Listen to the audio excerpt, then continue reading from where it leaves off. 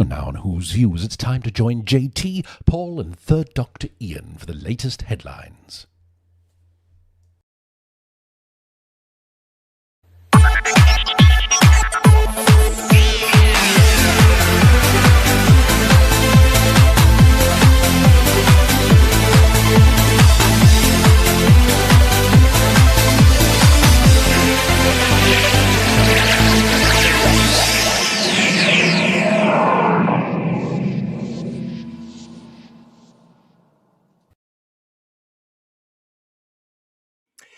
You're all taking it far too seriously, says Peter Capaldi. Hello everybody, welcome to Who's Views. It's Headlines. How you doing? It's good to see you all. It is Sunday, the 26th of April, 2026, and this is, of course, your big show. It's good to see you. As you can see, I'm here with Third Doctor Ian. Hello. Hello. Hello. You all right? Yes, I'm fine, thank you. And we've got a really big show lined up for everybody tonight. As usual, it is packed. It's great to see you. Come on into the chat and let's hear about what your views are. And of course, we do have your poll coming up a little bit later. Yes, that's all. I love a poll. Yeah. You do, don't you? Yeah. I do. Listen, I don't know about this, Who Views, but have you heard? Yes, indeed. Peter Capaldi says that we're taking Doctor Who too seriously. We're going to be talking about that in the show. The BBC don't seem to be too bothered about Doctor Who at the moment either, do they? I wonder what's happening there. I wonder what's brewing there, everybody, when it comes to that. And could it be they have some replacements lined up? That's all coming up for you in this edition of The Big Show. And Alan Davies is the Doctor again. We're going to be looking at that one as well, because that cheered me up this week. I have to tell you, everybody, what a great story that is. That's a bit of fun for us, I think. Or is it? We'll see. We will see, won't we, Ian? Absolutely. We will. As usual, I'd like to say a huge thank you to everybody that's been getting in touch with us here at Who's Views this week. It's always a pleasure to hear from you. As you know, you can get in touch via our email, which is whosviews1@gmail.com. And I'd like to say this week, hello and thank you to Alan Hunting, to Steve Hindley, to Kevin Taylor, to Stephen Braddock, to David Nash, to Stephen L. Rees, to Miles D, to Becky, to Aidan, to Josh Frowham, to Who Knows 63, to Gary Bryant, to Crimpoline de Blue, to Kirk Stacey, to Mysterious Stranger 42, and to Paul Beer.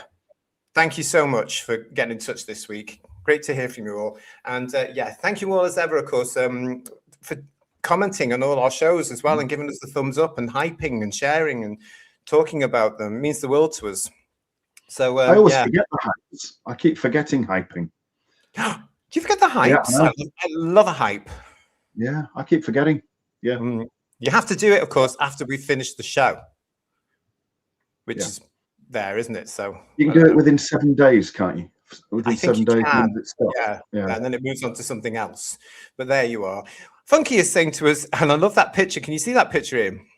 Yes, it's basically McGann, isn't it? Yeah, or the McGann pose. Love it. It's Alan Davies. In the McGann. Oh dear. Yeah, it's good, that one. We've got another one similar to that coming up in the week, everybody, in our 1996 show. But anyway, Funky's saying to us, it's 2026. Apparently, we're not allowed to have fun these days. Yes, so the lunatic left tell us. Honestly, shocking, isn't it? We're not allowed to. Look, Booze Peanut is with us, saying hi, JT and Ian. Hello, darling. How are you? Rick Storm. If Capaldi wakes up and says enough of that bollocks just as he regenerates into Alan Davies, I'll be fine with that.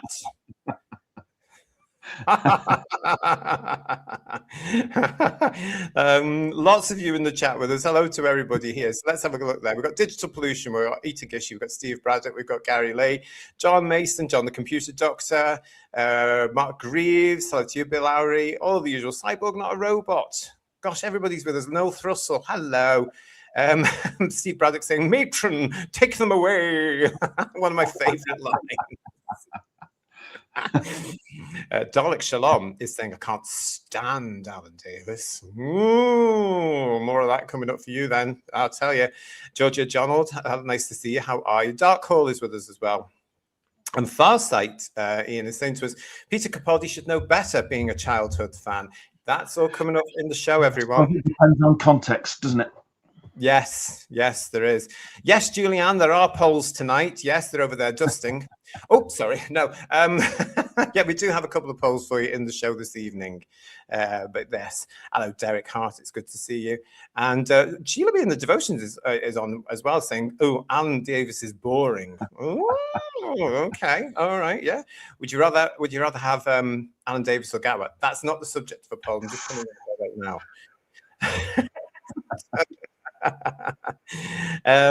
What else? Oh yes, hello, Meddling Funk. It's good to see you.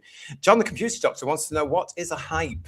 Well, the hype thing is this new thing that the Tube of Who's brought in over the last couple of months, John, where when a show has finished, you can scroll along on whatever device you've got underneath the show, wherever it is, and you can scroll along it, and it's this little thing that says hype. And then from what I understand is you can press on that and then you can allocate points to the show. So it gets hyped in some sort of hype chart in hyperspace or something like that. Yeah, it's weekly charts, isn't it? I think. I'm having a quick look now. We've actually made a few of them, actually. Thank you very much for hyping. We've made a few charts. So thank you for that. Thank you. I can't find the hype. I think it's different on everyone's, Julianne, but it's underneath. You know, when you've got things like share and save and all this sort of stuff after the show, it should appear there and you just click on it. I think there's still a little bit of rollout going on in the UK. Oh, there you go. It might not be on everybody's devices or everybody's systems yet. So just keep looking. I can see it now, but I couldn't see it for ages. Yeah. Evening all, go steady. Our Brill third Doctor here with no fella tangent to it at the moment to spin off with. Yeah, I'm questioning his commitment again. I don't know. It's shocking, really. He's on his way. He's on his way. Who's Peanut wants to know who is Alan Davies. We're going to be telling you all about that when we get to the subject there. Graham, hello, Graham Buxton. I'm here, but my other Tube of Who account, so no pics of Easter Daleks. Okay. And Derek Hart says, I bumped into Alan Davies in Edinburgh Fringe 10 years ago. He was doing a show. Yeah, they were. That's when the Fringe wasn't as judgmental. Do you know what I mean? And you know, you were able to have different opinions and have fun. And now it's very, very woke, as they say. You know, it's very far left. You can't do anything. You can't breathe there. Shame, isn't it? Well, it is, considering it costs the turns a fortune to get there, and it costs the public a fortune to go and watch them.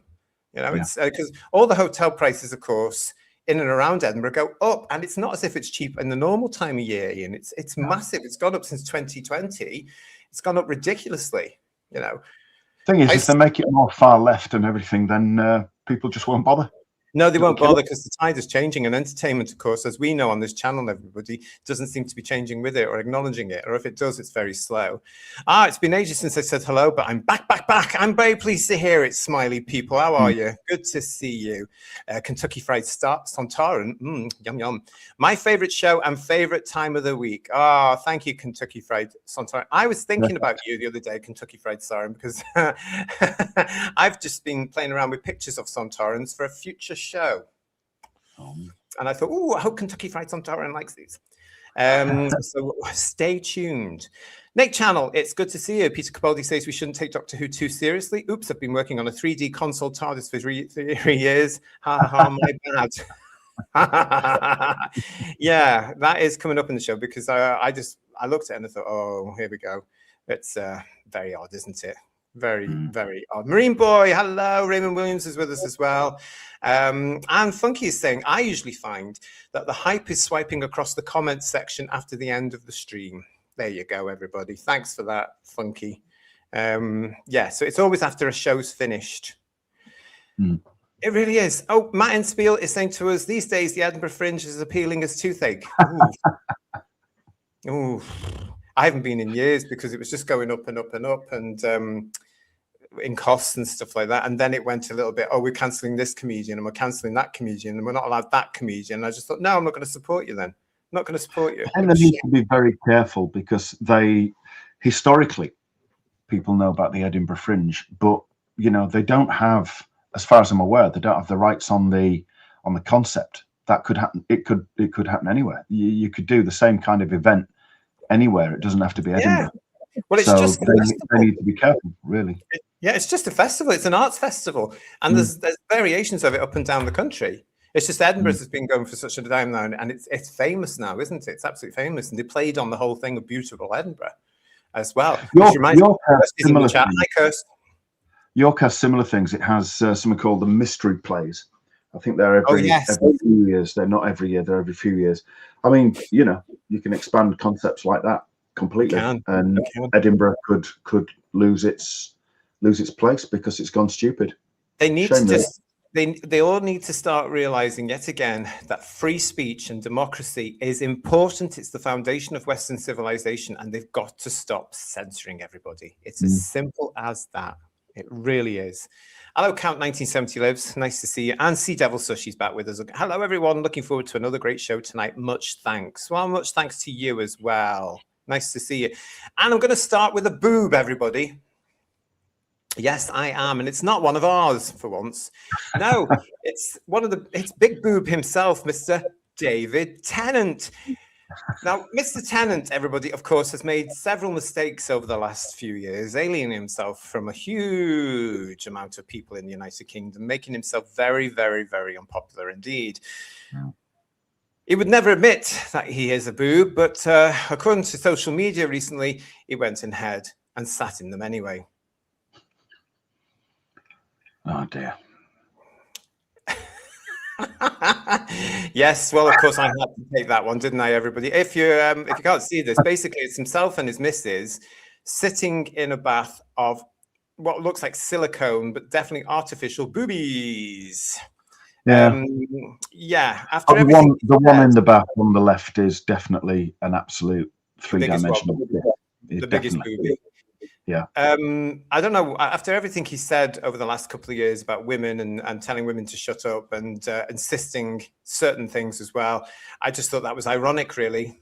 Totally ironic. I don't know if you all saw that in the chat, but goodness me. Seagull is saying, yes, he's making a hit on himself. John the Computer Doctor, Mr. Tennant is a very big boob indeed. And Raymond Williams saying to us, DT equals sad man. Johnny the Cabbage has got a bit further, saying, God, what a loathsome, insufferable couple. Yeah, they didn't quite make the power couple list, did they, everybody? No, they desperately tried, didn't they, by attaching themselves to any far left righteous cause. But I mean, it's interesting because a booby is, of course, a bird, as is a tit. So, and I think he's probably a great tit. Yeah. Personally. Yeah. Definitely. The John Keeley, thank you for your super chat. Good evening, gentlemen. Hope all is well. Yesterday, I dusted off and watched the Dominators DVD and just realized this infamous Second Doctor story was the first appearance of the infamous Jelly Babies. Oh, the happy days. Yes. Fancy watching the Dominators and just coming away from that piece of information. Not one of my favorites, I have to say, the John Keeley. I hope you got through it okay. I really don't really like the Dominators. I'd still take it over some of the stuff we've had, JT. Oh, totally. I'd take it over pretty much all of it, really, to be fair. Yeah, definitely. Thank you for that, John Keeley. And Space Peninsula is with us saying, symbolic considering his career is about to go tits up. John Roberts is asking David too. And that bath, says Rory Neal, reminds me of Kenny Everett's Thames boob logo. Absolutely. And also Cupid. Remember Cupid, Rory? Cupid. Oh, yeah. Lovely, wasn't it? Yeah. But I just thought that was an appropriate fit. And I thought if you hadn't seen that here on the channel, you might appreciate that as just a little bit of fun. As just a little bit of fun, everybody. A lot of you really do like this particular one. Tennant's so stupid, He's so stupid. He'd fall in a bath full of tits and come out sucking his thumb, wouldn't he? He's an idiot. He really is. I mean, goodness knows where they were and what it was for. I don't know the context of this at all. It was just enough to show them in it.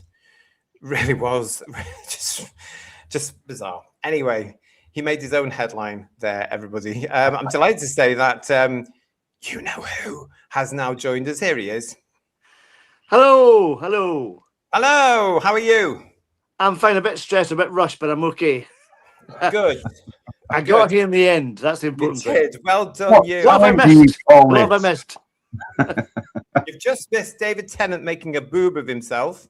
Again? Really? Yeah, okay. That's nice. Yeah.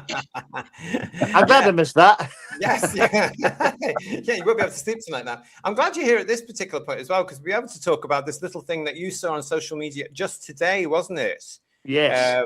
Really. And this is another one from well, somebody that we all admire here on the channel. I know you guys in the chat do as well. But this is a Clayton Hickman one, isn't it, Paul? So tell us a bit about what he's done now with this. Well, he's colorized it as is his wont. He does it quite a lot. And I've seen these photographs many times, but I don't think I've ever seen this one in color.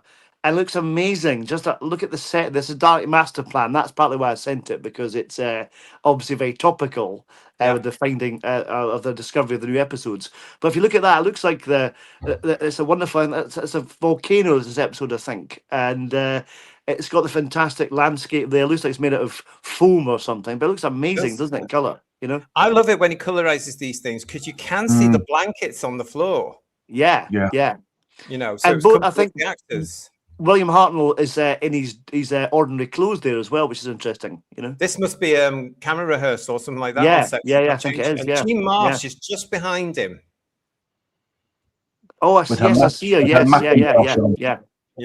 yeah. And there was also this one that Clayton's done as well. That is beautiful. Yeah, gorgeous. I love when they used to use the TARDIS models. They had 3 different sizes, didn't they? I think. Yes. Of models, and this one's absolutely beautiful, and that's volcano. That's what all the eruptions are there. But it does look absolutely amazing in color, and I hope they find this episode as well. I really do. Look at that. I mean, when you look at that, I mean, those guys back then were just they're just so good. I mean, that is a beautiful model. That would have been, you know, if that had ever got to one of the later exhibitions, that would have been amazing to see. Because as you can see there, you can see the flumes of smoke piping up from the model, and my gosh, it's just beautiful. I just love it. And Clayton's color has just made it just so gorgeous, hasn't he? Yeah. I love practical effects as well. They look so good, really, you know. Yeah. Good for them, I say. The 1960s, and they're looking fab.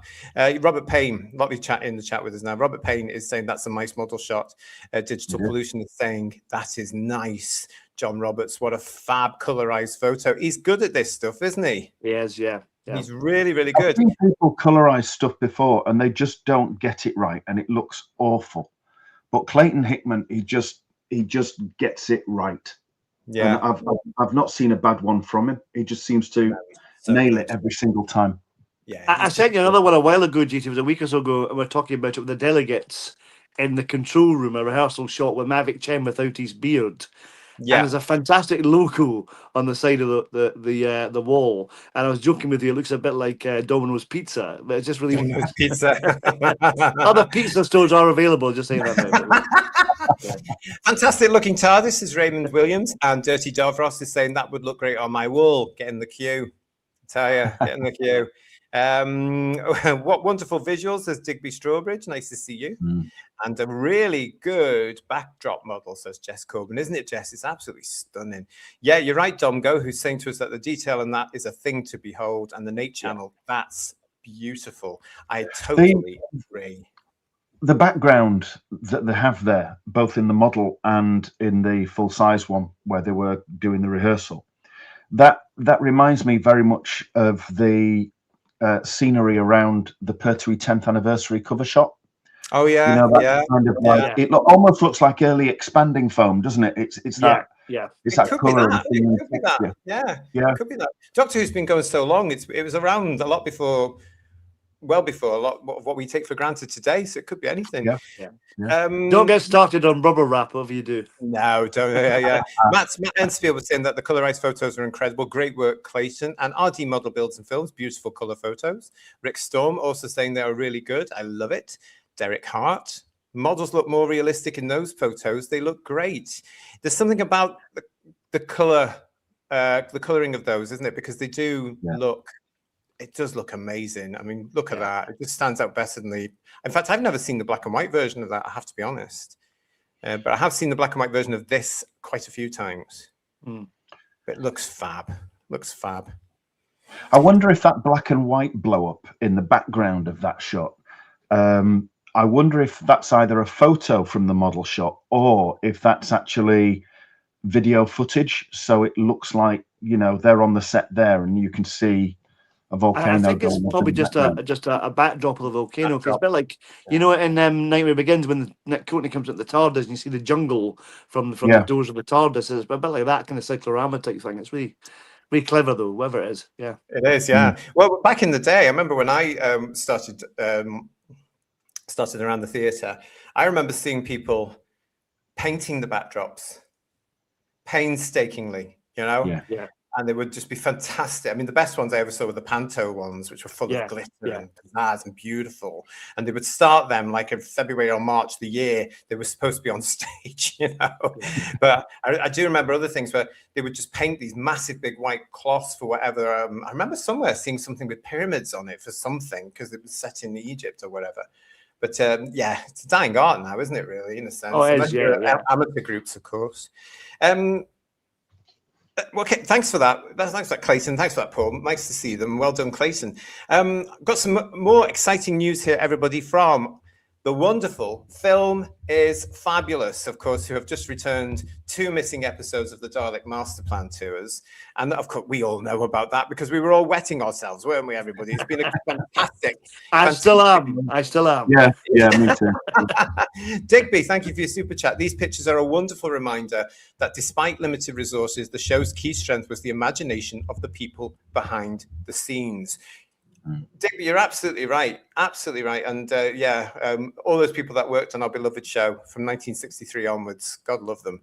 And those pictures that Clayton's done there really does them justice, I think. So superb, absolutely fantastic. Where was I?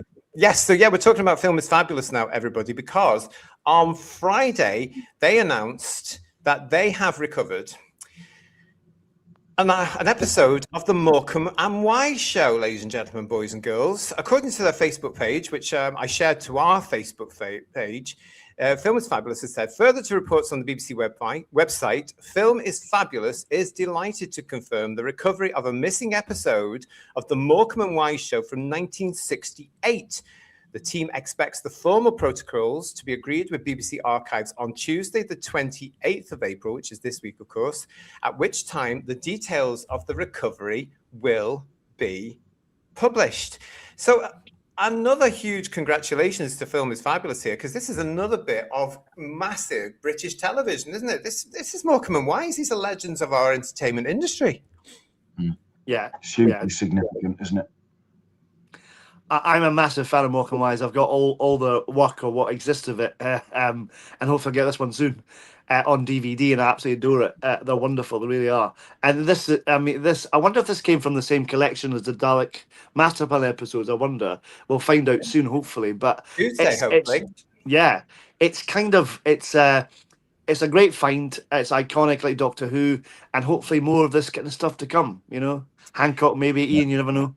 Exactly. That's a big hope of mine. Hancock, definitely, or some more of the Citizen James or stuff like that, and some radio stuff as well. I'd love, obviously, but these Film is Fabulous. My God, they are the gift that keeps on giving, and I hope this time.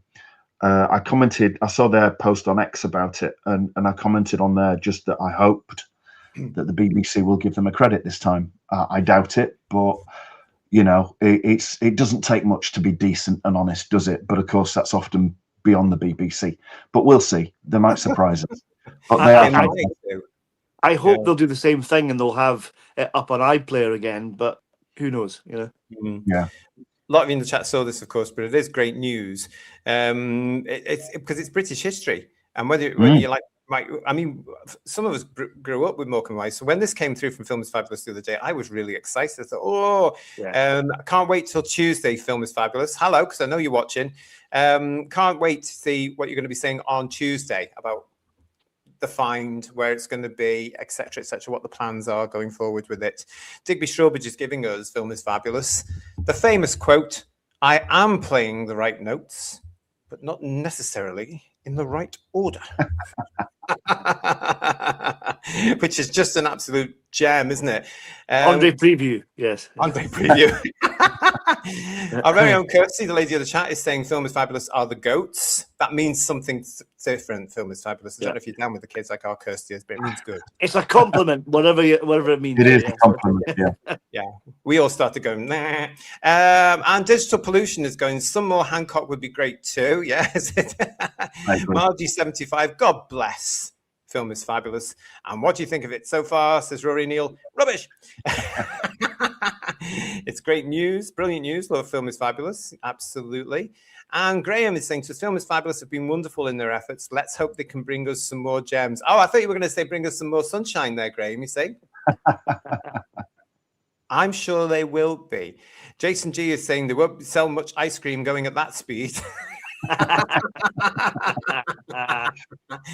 For those of you who don't know, that's a quote. That is a quote from one of their shows. Film is Fabulous was very generous, actually, and shared some pictures from the missing episode. Now, you may have seen this particular one that they published, which is Eric and Ernie there, over what looks like a garden hedge, I hope. Apparently, it's a nudist colony, I'd heard. That's what Film is Fabulous is saying, that some of the action is a nudist colony. Yeah. Which is just that's hilarious as it is. That's British humor right there, isn't it? And then we've got this as well, which was sent to us by Film is Fabulous. This particular photo. So I can't wait to find out more about this one. Does anyone recognise the lady in the middle? I thought it was Liz Fraser, but it's not likely to be Liz Fraser, is it? No. Yeah, she's got that sort of hair that Miss Fraser used to. Very similar to Liz, isn't it? But I don't think it is. No. It's probably there's a woman who used to work with Benny Hill. I forgot her name now. It looks a bit like her, but I can't remember what her name is. I suppose we'll get told by Film is Fabulous on Tuesday, which is great news. Great news, everybody. So there we go. Congratulations again to Film is Fabulous. Another fantastic find. Looking forward to Tuesday.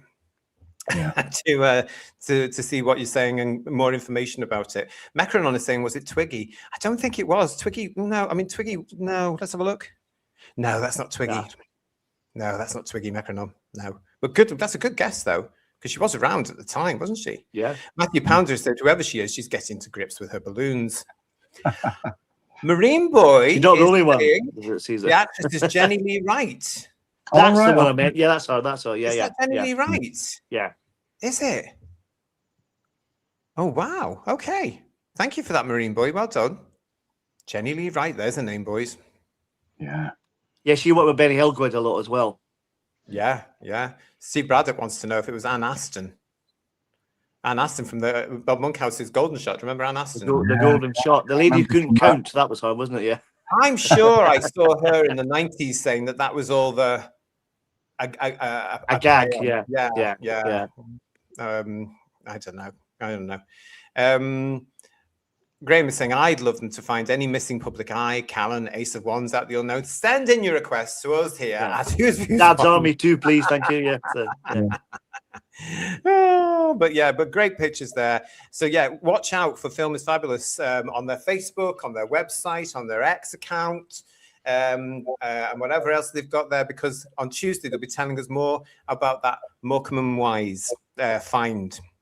Can we have more Dalek Master Plan as well, please? Behave yourself, Paul. It's great behavior. Great, wouldn't it? Absolutely great. Episode 4. Episode 4, yeah. Episode 4 would be a good place to start, wouldn't it? Yeah. You never know. Stranger things have happened, everybody. It's good to see you. We are broadcasting live to you on the 26th of April, 2026. This is your big show here at Who's Views. It is, of course, Headlines. And have you heard, everybody?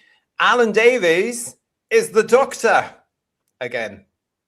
Yes, that's what's been said this week as well. This was quite funny. Now, I'm saying again, because if you weren't there in the 90s, and if you weren't there when Doctor Who was announced to come back in 2003, you won't know about this. But on those occasions, Alan Davies was actually associated with the 1996 movie, or what became the 1996 movie back in 95. Wasn't everybody?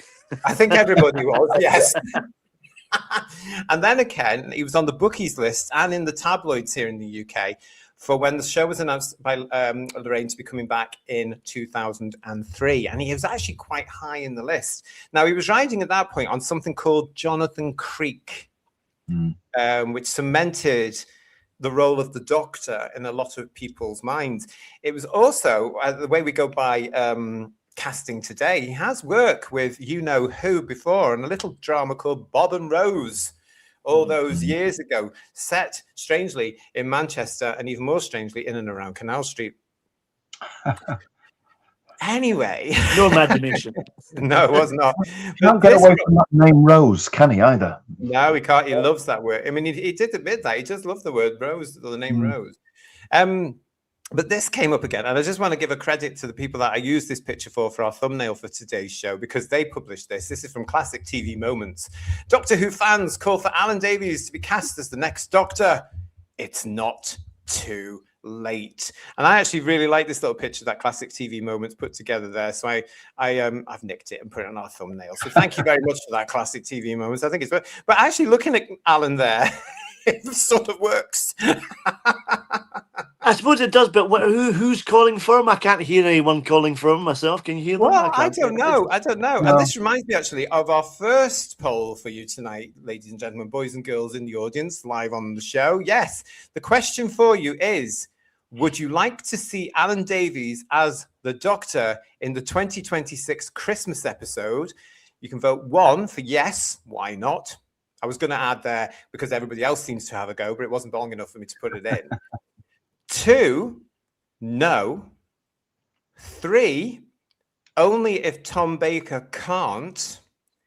And 4, bring back Tennant. Now, the reason I've put the thing about Tom Baker in there at number 3 is because, gentlemen, I don't know if you know this, but over the last couple of days, in the last 48 hours or something, there is a rumor going around that the Christmas episode will star Tom Baker in one big final swan song as his Doctor looks back on the life of the Doctor or something like that. It's one of those many rumors that makes me laugh, but it's out there. Let's put this up for you now. It's there for you now. 1, yes, why not? 2, no. 3, only if Tom Baker can't. And 4, bring back Tennant. Would you like to see Alan Davies as the Doctor in the 2026 Christmas episode as we get into this story? Because here it is here, gentlemen. Doctor Who fans call for iconic British comedian to be cast as the next Doctor. It's not too late. Speculation has been rife about who would be the 16th Doctor for months. Yeah, since actually the series ended last year. Anyway, this is from the Radio Times. Doctor Who fans have called for Alan Davies to be cast as the next Time Lord, but now viewers have suggested they'd like to see the comedian and actor Davies, who's best known for his role in the BBC mystery series Jonathan Creek, taking on the role. On Tuesday, the 21st of April, the actor posted, I'm going to have to move that because I can't read my own thingies now. Let me just move that blooming thing. I'm going to have to keep going and moving it everywhere. Hang on. That way. On Tuesday, 21st of April, the actor posted, it doesn't work, does it? A Sun article from 2003. You can read one side, then move over. You can do that. that reported that Davies was being tipped to play the famous Time Lord in Russell T Davies's revival of the series.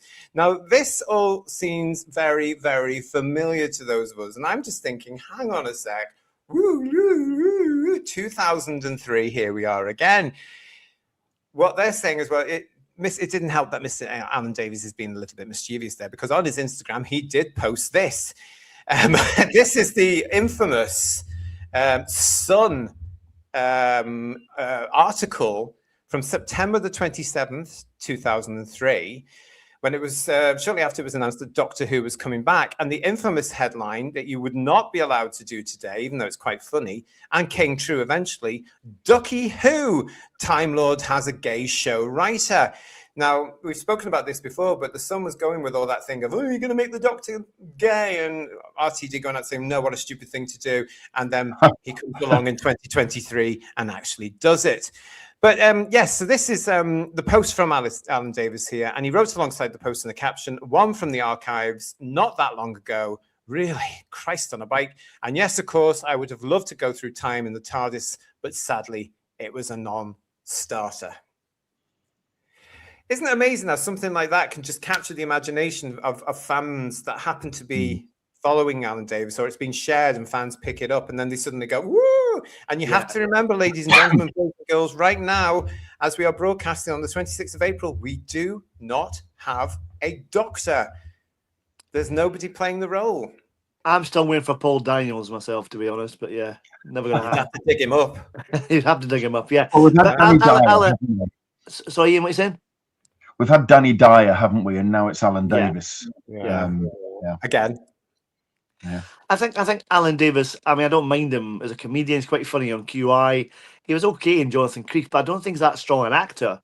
But it's never stopped him before. Look at Shooty. But there you are. Yeah.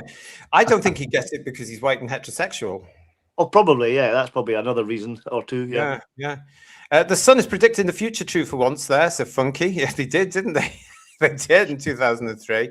And Julie, nice to see you, Julie. Anyone seen Alan Davies on the Rosebud podcast? He has a horrendous childhood. It's worth a watch. Yes, I'm a bit familiar about some of the stuff he went through as a kid. Why doesn't RTD just cast himself in the role as Digby? As opposed to somebody with just the same surname. Yeah. Yeah, that's so we can remember it. We're stuck in a time loop, says William Orlock. Sounds like a song. Yeah, can't sing it though for you. Hello, Phil. Phil Roy's in the chat with us. Hang on, heterosexual Alan Davies playing a gay man in Bob and Rose, an RTD written show? Surely not. Well, the twist was there, Philip, was that he was playing a gay man that met Rose and fell in love with her, and then went straight. Yeah, that was the twist on that one. So Tommy imagine Barker had a series, didn't he, called Going Straight? it's not that sort of thing. that was completely different. Yeah, Better as well. It was much funnier as well, to be fair. Yeah. Dalek Shalom is saying Bob and Rose wasn't that brilliant, to be honest. It was very standard, but again, it was one of these things where it was based on something he knew about, so he wrote about it.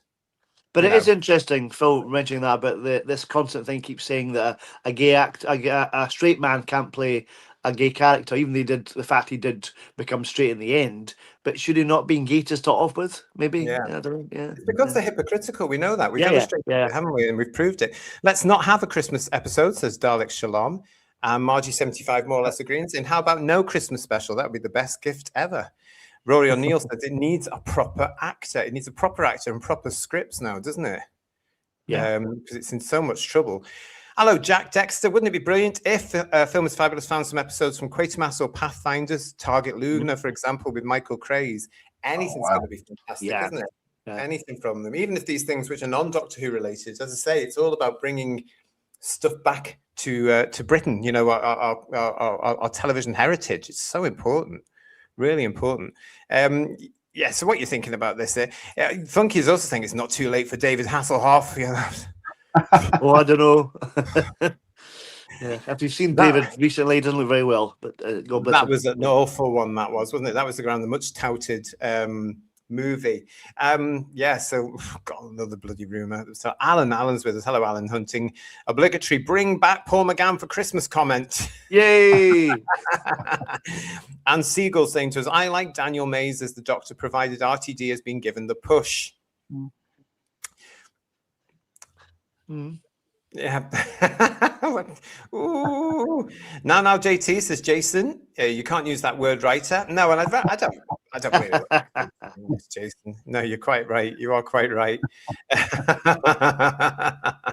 What else have we got here as well? Yes, Farsight is saying Connor Swindles or Nurin Bernard for the next Doctor. Nurin Bernard, as you'll know, was Farsight was my choice. Ideal choice for the one that Gatwa ended up getting. So I was a bit annoyed about that. It would have been awful under RTD anyway. Yeah, I think that's a given. It doesn't matter who it was.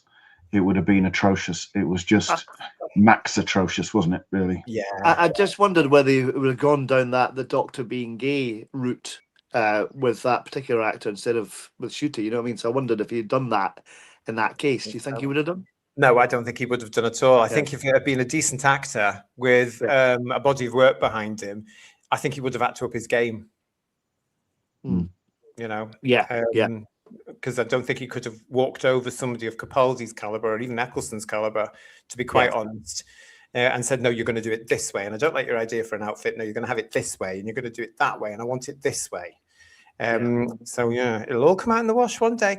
Fan 01ish, good to see you. The way things are going, the Christmas special will have to be a Dr. Light episode on account of the fact that no bugger wants anything to do with the role. That's what we've been saying for a while now, my friend. Yeah, it does look that way, doesn't it? Really, yeah, just like the shooty Gatwa era, the Doctor was completely missing. Exactly. Yeah, totally. They could create an AI Doctor Who, says Paul Ashworth. You naughty, naughty one. Some people would be happy with that. I don't know enough about it, PTA. Johnny the Cabbages cast Basil Brush because he's got the Pertwee clobber. Yeah. It's true, actually, isn't it? And Real Geriatric is with us. No actor worth his salt. We want the poison chalice of the Christmas special. That's what we're all hearing, Real Geriatric. You know, this is one of the reasons why they're not filming right now. You know, it's where are we? We're coming up to May. Up to May. Isn't that nonsense? Chris Kaz, a McGann is for life, not just for Christmas. Yeah.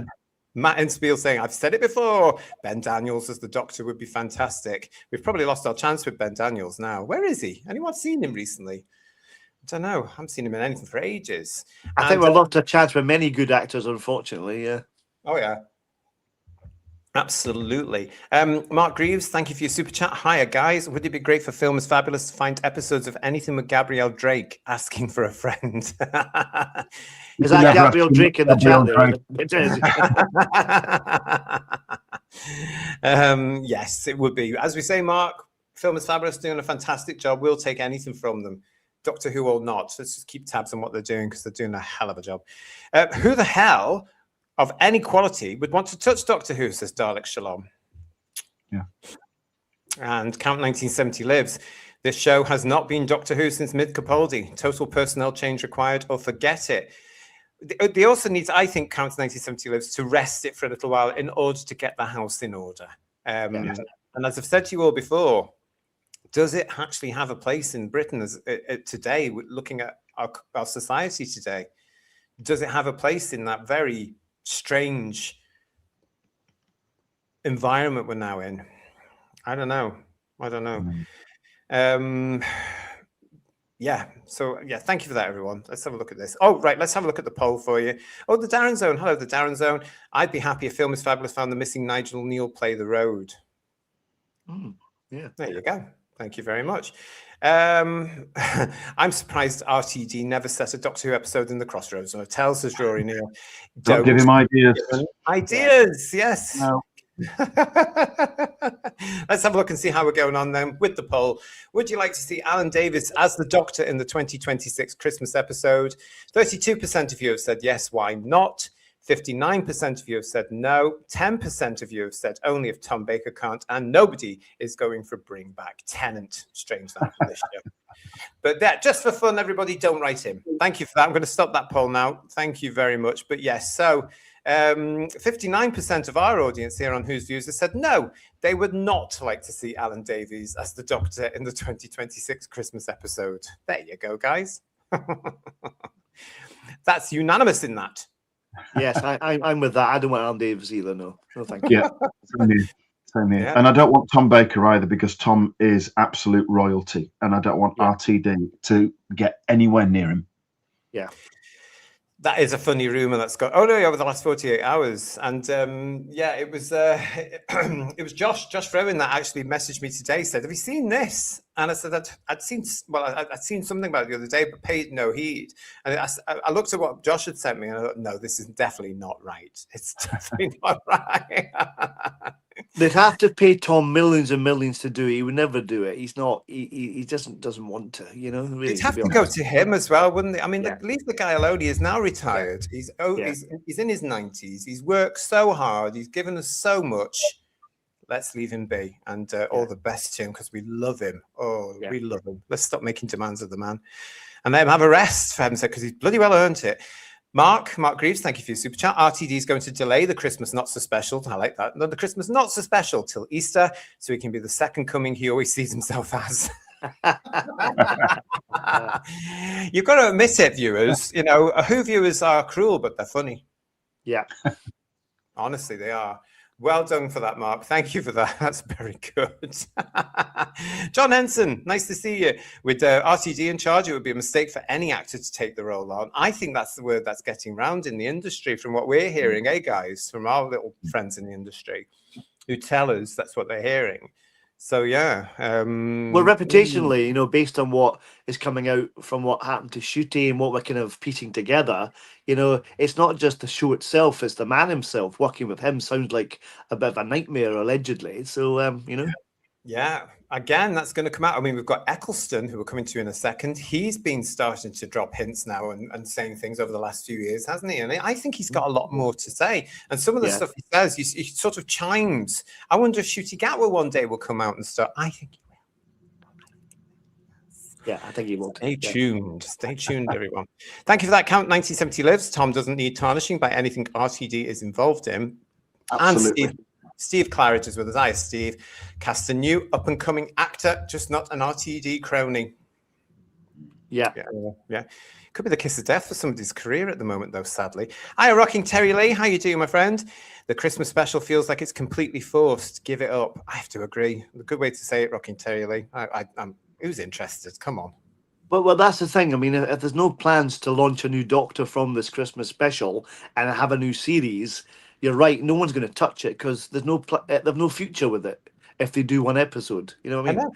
It's just pointless, utterly pointless. That's why I say it's a great time to actually bring back McGann for another one. Yeah, you know, because what's he got to lose? Nothing. What have they got to lose? Nothing. It might actually bring people back to watching it again because it's Paul Blum McGann. Matt Enspiel, what are you saying to us? Mackenzie Crook should be approached for some writing. I think he will understand the concept of a family show with shocks, cares, and some gentle laughs. I know Stephen Braddock in the chat would agree with you there, Matt Enspiel. But Mackenzie Crook probably far too busy with his own thing at the moment as well now because he seems to do. He's got a lot of ideas, hasn't he? And I think he's got the second series of what's it called? That's Stephen Braddock.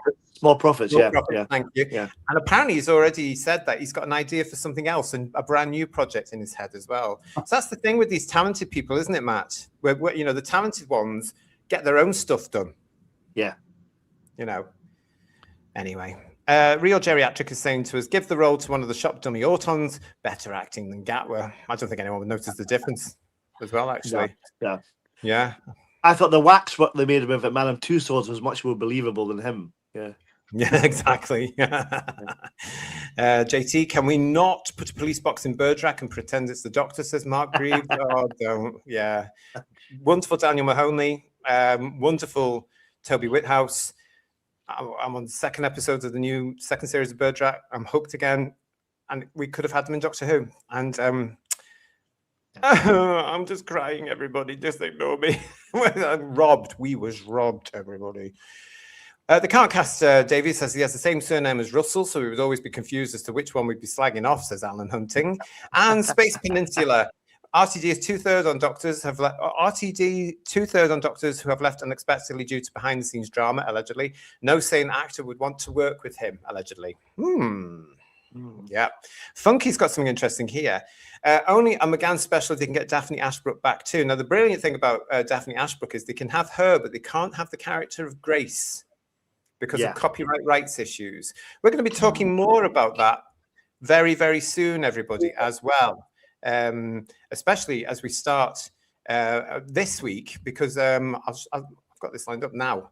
I'll show you. Because this Wednesday, we're going to be here on the channel talking about 1996 as part of our Wilderness Years series, rather. That's coming up this week, live at 8 o'clock. So come along with your memories of 1996. Or if you weren't there, pay attention, class, because we're going to be teaching you all about it.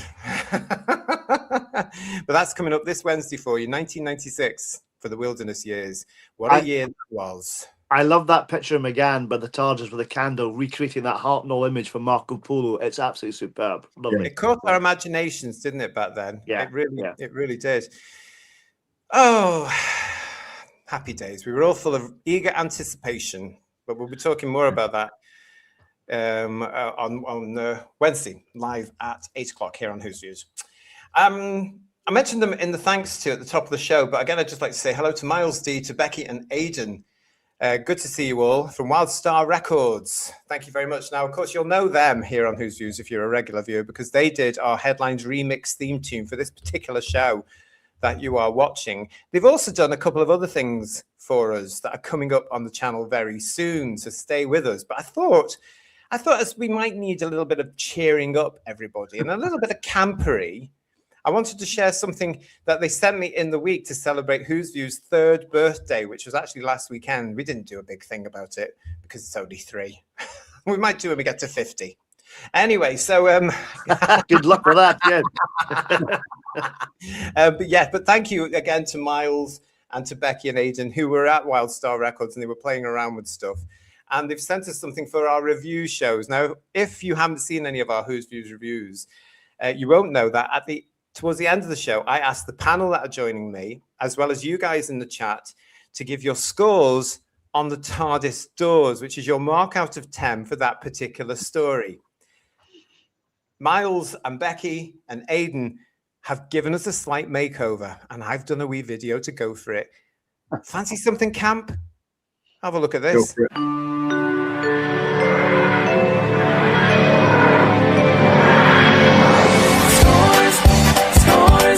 Scores on the TARDIS doors. If you like this story, did you think it bores? Give your scores on the TARDIS doors.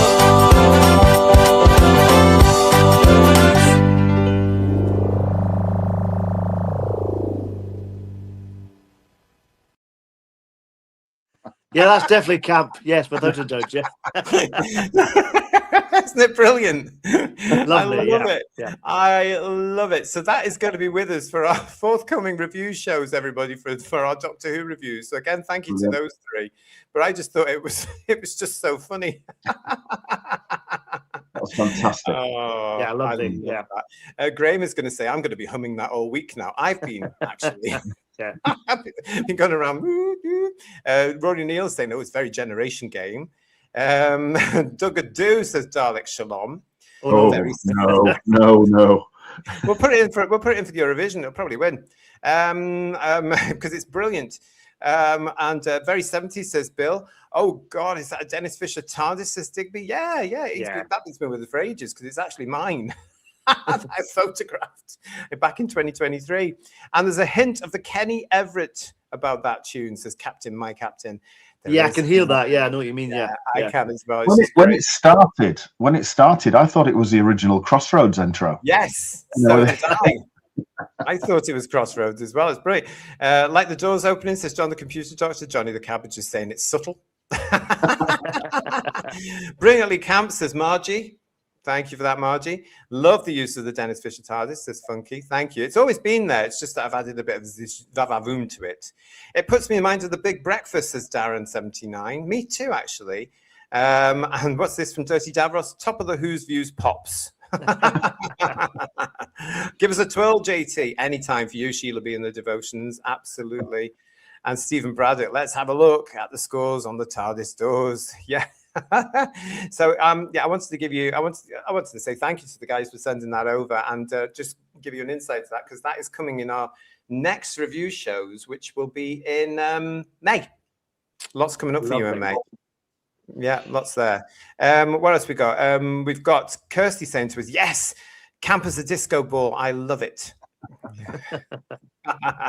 And Phil Roy, Rosemary Ford, scores on the doors, Miss Ford. Absolutely. Ian, are you with us? I am. Yeah, can you hear me? Yeah, but you seem to have stuck. Your picture seems to have stuck. I have frozen, haven't I? It's not even in a very heroic pose either. Let me turn camera off. No, you're still frozen there. You're still the same. Yeah. Okay. Let me drop off and come back in. Okay, well, we'll carry on. It's like watching a telestat reconstruction, Ian. It really is. Yeah. I just need to recolorize me. I'll be back in a tick.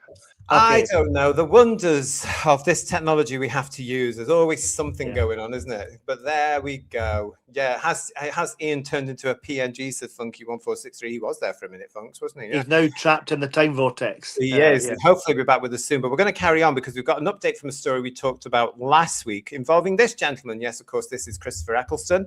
If you were with us last week, you'll know we were talking about, he had been speaking about how he feels that white heterosexual males are being demonized, in a sense, my word, not his, in the industry, and being made to look permanently the bad guys for one reason or another. Take your pick. Now, it's something that we'd actually spoken about here on Who's Views back in 2023 when we started the channel.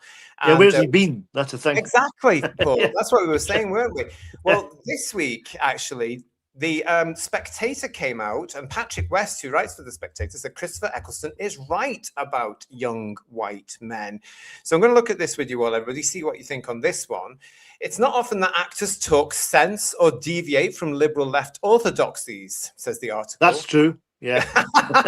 Well, to have to say, that got my attention straight away, because I thought, hang on a minute, not many people, Paul, say that straight away, do they? They just go, you know, whatever, because it's all, you know, shallow and around the block. But here we go. It's not often that actors talk sense or deviate from liberal left orthodoxies when speaking on politics. So when they do so, we ought to take notice. And when a thespian makes not one, I said thespian, makes not one but two reasonable points in a single interview, it really is time to sit up and pay attention. In an interview in the latest edition of Radio Times, Eccleston, best known for his starring roles in Doctor Who, Friends in the North, and Hillsborough, talks of a great trend in drama at the moment from protagonists who are toxic, white, apparently heterosexual, late middle-aged men. The article goes on to continue. The trend isn't particularly new, of course. The worlds of stage and screen have forever had abundance of toxic white middle-aged men playing villains, with memorable performances from Alan Rickman, Anthony Hopkins, Gary Oldman, and the like. And it's not as though Eccleston is seeking to defy this trend in his new Netflix series, where he plays the leader of a sinister cult. Yet this archetype is particularly opposite for our age, in which whiteness and masculinity are both demonized. As Eccleston remarks elsewhere in the interview, which touches on various subjects, such as the dumbing down of TV drama and the unoriginality of scriptwriters today, and I still think, carrying on from last week's show, everybody, he's getting at a particular person there. Masculinity is in crisis, and it seems it's particularly white working class boys who are being neglected, left to right. It doesn't take a genius.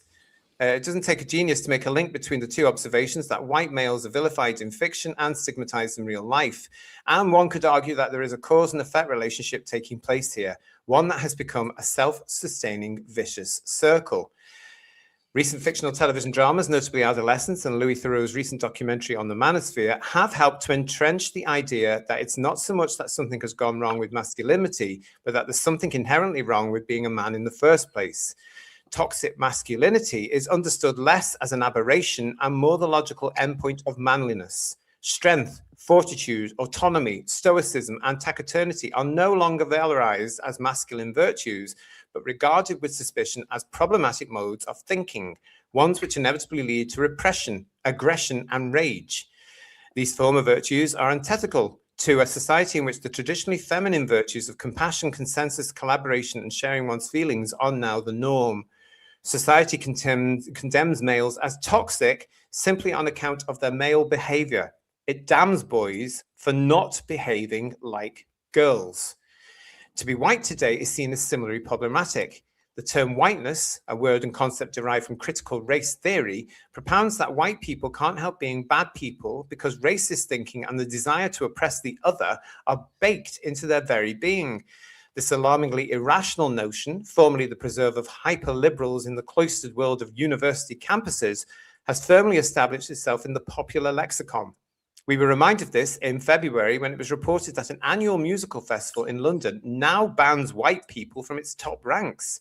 Decolonize Fest, which aspires to undo the damage of colonialism and, quote, dismantle white supremacy, unquote, in the punk scene, boasts that white people, quote, cannot join the organizing group, unquote.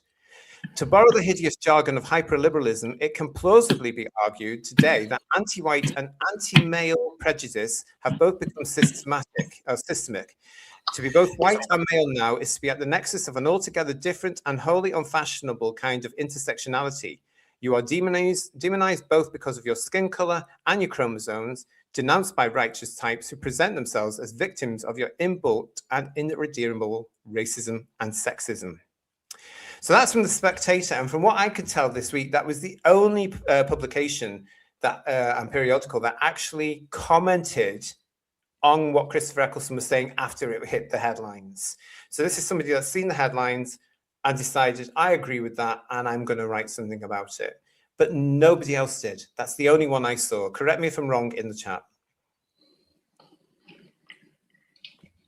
Gentlemen. Yeah, I think it's quite interesting that on all the comments about the racism and stuff and about wiping out white supremacy, it's interesting that it's all kind of turned on its head, because that in itself is racist, isn't it? Isn't it? Of course it is. So yeah, but they how don't does that understand work? it. You know, if you're trying to eliminate racism by being racist yourself, then surely that's not very balanced. But I think we live in a society now where we overanalyze things far, far too much, and that's part of the problem, to be honest. I think what we're seeing is something. What we need, I think, is what we're starting to see in Australia. You know, I talked with Michael about this before, because obviously he's in Australia, and it's like if you watch an Australian TV program at the moment, you will invariably see a little preamble at the start of every program saying, we've got to understand this is historic lands belonging to and all this kind of thing, and First Nation or whatever it's called, you know, and that's been forced on people in Australia, I think, quite a lot. And they had Anzac Day celebrations the other day, either Friday or Saturday.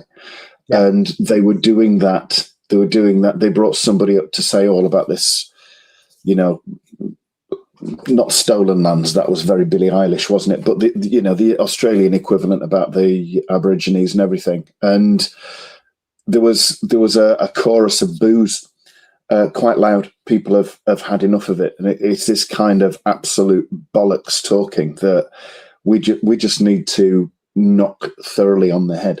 You know, I'm white, male, heterosexual. I am the most evil thing that has ever been created, apparently. Although, you know, percentage-wise, my gender and skin colour aren't the ones that commit the majority of crimes, especially violent ones. But there we are. You're white and you're damned anyway. But it's interesting, isn't it? You've got people like Keir Starmer, who loves calling everything far right that doesn't agree with him, and calling us all toxic and everything else. And then he wants to start a war, and then we're the very people that he wants to send to that war and utilize those very traits that he's demonizing elsewhere. I think if you did, men need to be. Jordan Peterson says this. If you've ever seen him talk about this, that Canadian chap, he's brilliant. But he says you need men to be able to be aggressive and to be able to be violent, because they ultimately, going back, they have a role historically as the protector, don't they, and everything. But what you have to have with it is the inherent ability to control it. And so there's nothing wrong with being able to be aggressive or violent if you are able to completely control it. And then everything's fine, isn't it? It's when you can't and you have a burst of aggression and you hurt people. That's when it's all gone tits up. And you do see it in if you want to make it an ethnic thing, you do see it in white people, but you see it an awful lot more elsewhere. But of course, it's not fashionable to say that, is it? No. I mean, I think it's very brave of Mr. Eccleston to say what he said, considering the backlash he's had previously on certain things as well. But, you know, and we talked a lot about that this week, but I think it's very interesting that, again, only one periodical that I could find, and I believe you me, who viewers, I spent a couple of days looking, so we could do a sort of update. Does anybody agree? I only found The Spectator. That's interesting as well. It's The Spectator. You know, is that the Spectator is the same paper that Gareth writes for as well, isn't it? Yes, yeah. Exactly. Yeah. And we know that politicians and MPs read The Spectator, you know. So people are aware of these sort of things. They're aware of it in the industry as well. So why isn't the tide turning as quickly when they suddenly realize? And it's because, as Ian says, I reckon it's because everybody's branded now. We're all segregated. We're all labelled. And unfortunately, I would say, you know, 90% of the British public have been labelled far right. You know, yeah. It's social engineering, JT. I think it's social engineering. Sorry for interrupting you there. It's just because they cite adolescence, which we've talked about before, and that was based on a true story. And even when the true story isn't about a white person being violent and killing somebody, they make it about a white person. You know, they race swap it and make it a white person, because everybody knows that story, that true story that adolescence was based on was the murder of a girl by a black boy. And, you know, that little bit is uncomfortable for them. So let's make it about a white guy. And I think, was it Stephen Graham wrote it as well as appeared in it?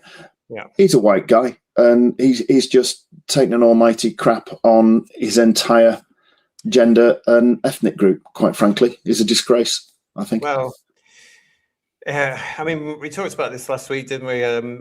But I don't know. I mean, it's something that the industry needs to wake up to, I think, as well, because they're being racist when they're not trying to be racist. And again, it's one of these hypocrisies of people from the far left. You know, society's problems today around the world are because of do-gooding far lefties. They've created the situations we're in right now, in my opinion. And I find it frustrating as somebody who comes from the 70s, the 80s, and the 90s, and the early 2000s, when we had nearly everything right. And it just frustrates me, and it annoys me, and it saddens me that we're back to segregation, where they only recognize you now, and you have to do this, and you have to have this label, and you have to have that. I think it's very, very sad. And if that's the state of the world and it's how it's going, then I don't want any part of it, to be quite honest. I'll just tumble on my own way, living the life I've always led, you know. I think it's interesting, though, isn't it, that they want segregation, which they seem to. They want segregation, but at the same time, they don't want borders. And surely segregation is built around borders, isn't it? Yeah. And barriers.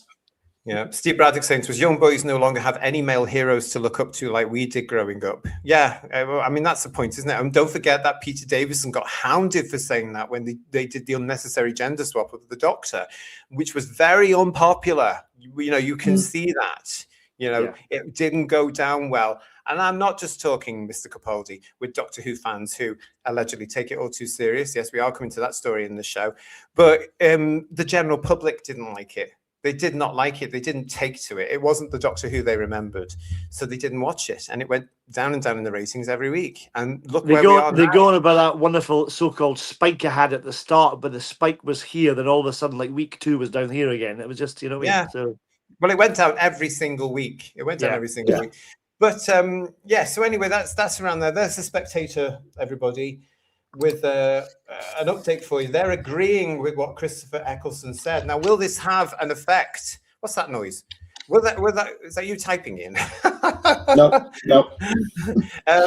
it was. He's lying. I'm not. My keyboard's over there. What was I saying? Yeah, will the industry take notice now? Will they learn? Will they start to actually turn? I don't think they will. I actually don't think they will. I think as long as we've got so many far left liberals in the industry and alleged activists now in the industry, I don't think it is going to turn around. I think it'll take a miracle, quite honestly. And with the BBC being so captured with this DEI stuff as well, of which they are spending millions of the license fee payers' money, as we know, because we've talked about it here on the show, that doesn't seem to be in any danger. I have seen nothing. We talked last week about the cuts to jobs in the BBC. So I went and did a little bit of research, guys, this week. I've seen absolutely nothing about the DEI investment being cut or scrapped. No surprise there, is it? The bizarre thing in the article about referencing old characters from old movies back in the day, like Alan Rickman or Anthony Hopkins playing villains, it often was the case when British actors would play villains, but then it wasn't vilified in the way it is now. They were actually great characters. People loved Alan Rickman and Die Hard and things like that, you know what I mean? Or Anthony Hopkins and Silence of the Lambs. They were playing villains, but they weren't vilified for their performances. You know what I mean? There was just a great character, great performance, you know? Yeah, but we also had the ability then to understand these were actors playing parts. They were playing roles. Exactly. Now, of course, if you're playing a role, you have to be able to identify with that particular role, which is ridiculous if you're playing a mass murderer. Exactly. Yeah. You can do research as an actor, but going out to murder people is not recommended. I have to say that. No, exactly. You know, exactly. So yeah, I mean, it's all out there, isn't it? It's all silly, everybody. But there you go. I'm going to keep an eye on that for us as well, because if it does have some sort of effect on the industry, we need to be able to say, well, Christopher Eccleston said this at a certain point, I think, because somebody somewhere may be listening to what he's saying. And if he's having meetings before he takes a role with producers about how a particular role is perceived, you never know. He might just be able to affect some sort of change. It's going to go one way or the other. One way it'll have an effect. Otherwise, he's working in McDonald's. That's what's going to happen. Yeah, exactly. In Salford. Yeah. down there on the dual carriageway. Yeah. Yes. Anyway, good to see you all. Thank you all for joining us for your big show tonight. It is great to have you all with us, as ever. We've got a couple of comments here as well. Lex is with us. Hi, Lex. This week, Alan Oppenheimer turned 96 years old. He's famous for doing the He-Man voice. Also known as Skeletor, plus voice work on Neverending Story, also known as Falcor, and he guest starred in Star Trek Voyager. There you go. He was also in the $6 Million Man as well. There you are. Yeah. What did he play in that? I think he was one of the Hygians who were kind of helped make Steve Austin. I can't remember exactly what, but he's one of the doctors in it, I think, yeah. Oh. Man. Yeah, very good. So thanks for that, Lex. And I'd like to say thanks to Nate's channel, who's saying, love your Sunday Who's View shows, JT. Lots of love from Canada. Well, right back at you, Nate channel. Hope everything's all right in Canada, because I know it's absolutely, completely mad. I mean, you poor thing. It's gone completely. It's worse than Britain, isn't it? And we're on the way there as well, to be honest, with our lunatic government in power. I tell you, John the computer doctor saying he rebuilt Steve Austin. Oh, yes. Really? Did he? I don't remember that. I thought that was Rudy. Oh, is that him? Yeah. Was it Rudy Wells? Oh. I think Rudy Wells. I can't remember. There's two change, and then I've got the whole box set here, and the original pilot was played by someone else. In fact, Darren McGavin played Oscar Goldman originally before Richard Anderson, in the pilot and stuff like that. So a lot of actors move around, but I think Alan Oppenheimer was in it regularly after. I think the other actor who played Rudy Wells. We've got lots of people agreeing with you. You've got the PVFS saying yes, he was the original Rudy on the $6 Million Man. Sheila B in the Devotions. For a while, Oppenheimer played Dr. Rudy Wells in the $6 Million Man. Yeah. Wow. Funky was saying the same thing as well. I did not know that. Thank you very much, everybody. There's an episode I'm not digressing about of $6 Million Man. It's hilarious where Steve Austin sings to Jamie Summers, and you think William Shatner can't sing. What can I say? I mean, Giorgio's with us as well. Now, hello, Giorgio. Nice to see you. Who says that quite rightly, we all come from a majority of healthy heterosexual relationships. Unfortunately, though, you can't say things like that in this day and age, can you? You can't tell the truth like that, because apparently it's some sort of phobe. Yeah. Or ist. It's bound to be. But there you go, everyone. Yes, so thanks for that. Thanks for your comments. Keep them coming in. I'll try and keep up with you. Also referring to part of the show last week, do you remember we spoke about the BBC's new science fiction show, Sutherland? This was it. It was announced last week on the 16th of April. The BBC announced a new science fiction thriller, Sutherland. We went into this last week, guys. Do you remember? Yeah, remember. Yeah. This is a show that's going to be co-produced by ITV Studios for BBC One and the iPlayer. It's set in Scotland. There's more details coming for it there. You could actually see the three leads in the show there. Gugu Mbatha-Raw, who we know from The Fish Thing, Stuart Martin, and Ian DeCasca. There you go. No, I've never heard of them either. But they're going to be in this thing, and it's coming next year. And I was posing the question to you, Who viewers, wasn't I, about the BBC and science fiction, and how, again, this has a familiar ring to it, because Doctor Who is no longer part of the mix. And like we've said before, Paul, back in the 90s, Doctor Who was no longer in the mix, but they experimented with replacement shows, didn't they? Like Crime Traveller. Yeah, it was Invasion Earth as well as the other one, wasn't it? Yeah, all that kind of stuff, yeah. Space Police. You mean Star Cops? You think Star Cops? Star Cops, yes, that'd be the one. Yeah. Space Precinct was a Jerry Anderson thing. Yeah, I like Star Cops, actually. It's a bit slow, but I quite like it, yeah. Well, there were these things, wasn't there, that was about at the time. Lex, thank you for your super chat. William Shatner guest starred in the $6 Million Man. Great episode. I actually saw that a few weeks ago because they repeated it on one of the Legend or whatever it is. Yeah, and it was quite bizarre because I actually had the way it timed, it was weird because I watched an episode of Star Trek, the original series, and then I found this one of the $6 Million Man, where Shatner was in that, and then TJ Hooker came on, and it was a very bizarre evening. Yeah, Shatner gets everywhere, doesn't he? He's in Colombo quite often as well. So yeah, is he? Oh, it's Yeah. brilliant. Rick Storm saying to us here that sci-fi set in Scotland, will it be hot and sunny then? That would still be sci-fi. Well, they are shooting this summer. And they're shooting. Yeah, we get 3 days in May up here, just to tell you. Yeah, we've got it now. Yeah. But yeah, I mean, as you guys were saying last week in the chat, because when they are filming this thing for broadcast on BBC One, BBC iPlayer next year, there'll be midges about where they're filming. All the actors are going to love that, I tell you. They'll be all going, oh, what's my motivation? Ow, I don't need to put up with this. Where's my agent? Yeah, so that's all coming. Well, anyway, I don't know if you've seen this week, but this week, everybody, bearing in mind what we just said, that this is very familiar. Doctor Who's no longer around. There's these other shows gently being announced. Well, there's another one. Oh, yes, there is. It's this one. BBC confirmed to air fully immersive and totally different sci-fi war drama series based on the graphic novels. The Sentinels will air on BBC 4 and BBC iPlayer later this year. Now, I had to go and look this up, everybody, as what the Sentinels is, and it is a graphic novel, which apparently does have quite a big fan base. This is actually a still from the mentioned Sentinels that it's on its way. The story goes on like this. This is all from the Radio Times. The BBC has announced that it will air French sci-fi series, The Sentinels, which first aired on Canal Plus last year. The 8-part series will air on BBC 4 and BBC iPlayer and is based on the graphic novels Les Sentinelles by Xavier Dorison and Enrique Bretilla. The synopsis for the series reads, at the outbreak of World War I, Gabriel Ferraud, a gravely wounded soldier, is recruited into a top-secret French military program designed to create the ultimate weapon, enhanced humans. After being injected with the mysterious serum, Gabriel gains extraordinary strength, speed, and resilience. He joins an elite unit known as the Sentinels, augmented soldiers forged for the front lines. But as the war intensifies, Gabriel uncovers a terrifying truth that could alter the fate of the conflict. The series stars Louis Pierre, Thibaut Everard, Casey Motet-Clan, Carl Malapa, Olivia Ross, Ouassini, and Barek and more.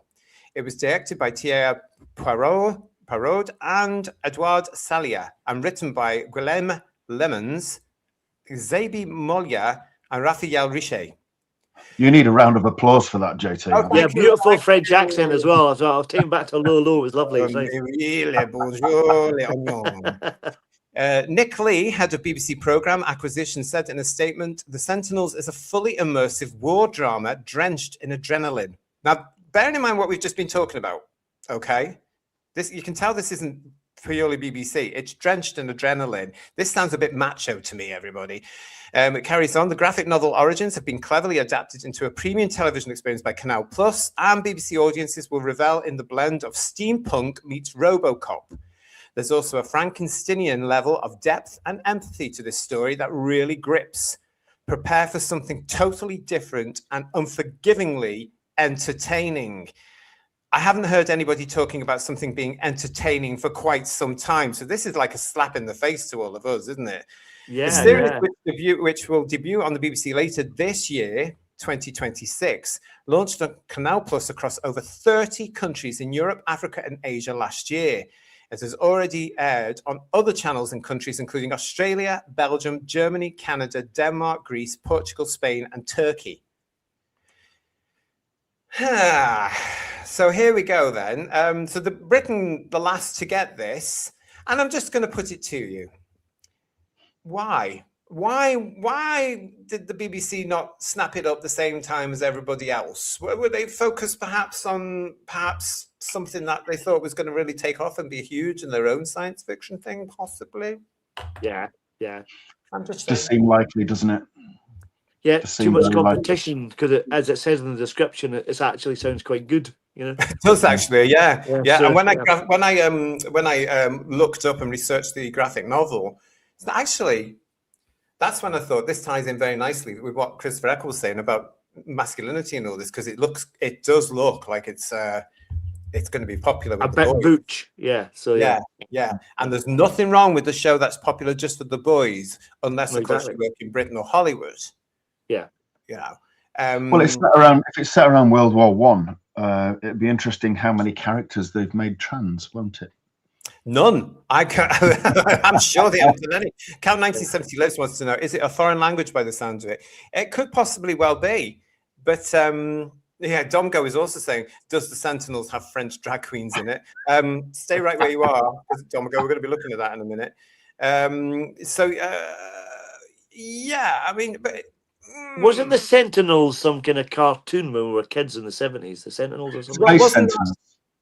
Yeah. And Digital Pollution has Sentinel The 1. icon, the avatar was. And I have to say to Digital Pollution, before I got ill, you inspired me to go off and look for it, and all the episodes are available on the Tube of Who, and I had a fabulous evening watching the Space Sentinels, I have to say. And it brought back many memories of getting home from school and waiting for my dinner to be made, watching things like this, and then news round and everything. With the Space Sentinels, a bit like Battle of the Planets kind of idea, the same kind of sort. Battle of the Planets was very much a little bit more in depth, wasn't it? Really? Yeah. But I think they were all from the same stable, though, weren't they? Really? Yeah, I thought they were. Yeah. That kind of almost anime type thing, kind of before anime kind of thing. You know what I mean? Yeah. Julie. That could be good. It sounds like the BBC have just brought it in, not made it. Better late than never. Yeah, they haven't. This is my point. They haven't made it. It's been around for a little while. It's done very well in every other territory, as they call it. And the BBC is late to get it. And I'm just wondering, and I'm just putting it out there for you all to think about. Not stirring it in any way. Not wanting to put a rumor out there at all in any way. Not causing trouble in any way. But I'm just thinking, could it be a replacement for something? I'm just saying, I'm just putting it out there. Did they suddenly realize, oh, crikey, we've got nothing for the end of 2026. Oh, and our new thing isn't coming until 2027. Oh, but look at this. We can invest in these things and maybe it's there. Well, possibly could be cancelled, I wonder, yeah. I'm just saying, Paul. I'm just reading between the lines. Yeah, that's what I'm doing. Yeah. No, I'm not saying a thing. Nobody apologise. Nobody put anything. I'm just putting nothing to see here. That's fine. Exactly. Typical BBC and Labour Party response. Nothing to see here. Nothing's going on. It just smacks as a bit strange. Yeah. It really does. I'll probably get letters now. A French alien encounter, says Dirty Davros. Less invasion, more awkward introduction. The other thing about this as well, from what we've just seen there, everybody, is that this seems to be a big butch sci-fi wartime, get in there and do it, as a type of series. Chocks away, chaps, yeah, kind of thing. Yeah, except it's French. And Le chocks away. Le chocks away, yeah. But this could have a major effect on what the BBC expect Doctor Who to be. Mm. Between this and Shetland, the fact that they know that they don't know what the audience is for Doctor Who anymore because so many of us have left it. It could be something where they say, hang on a second. It needs to be more like this. Yeah. It needs to be more like it was. It needs to be more story focused. So I'll be watching this, I think. I will find where it is. I know it's going to be on BBC4 and the iPlayer, so I'll have to go obviously to my family's and I'll watch it there.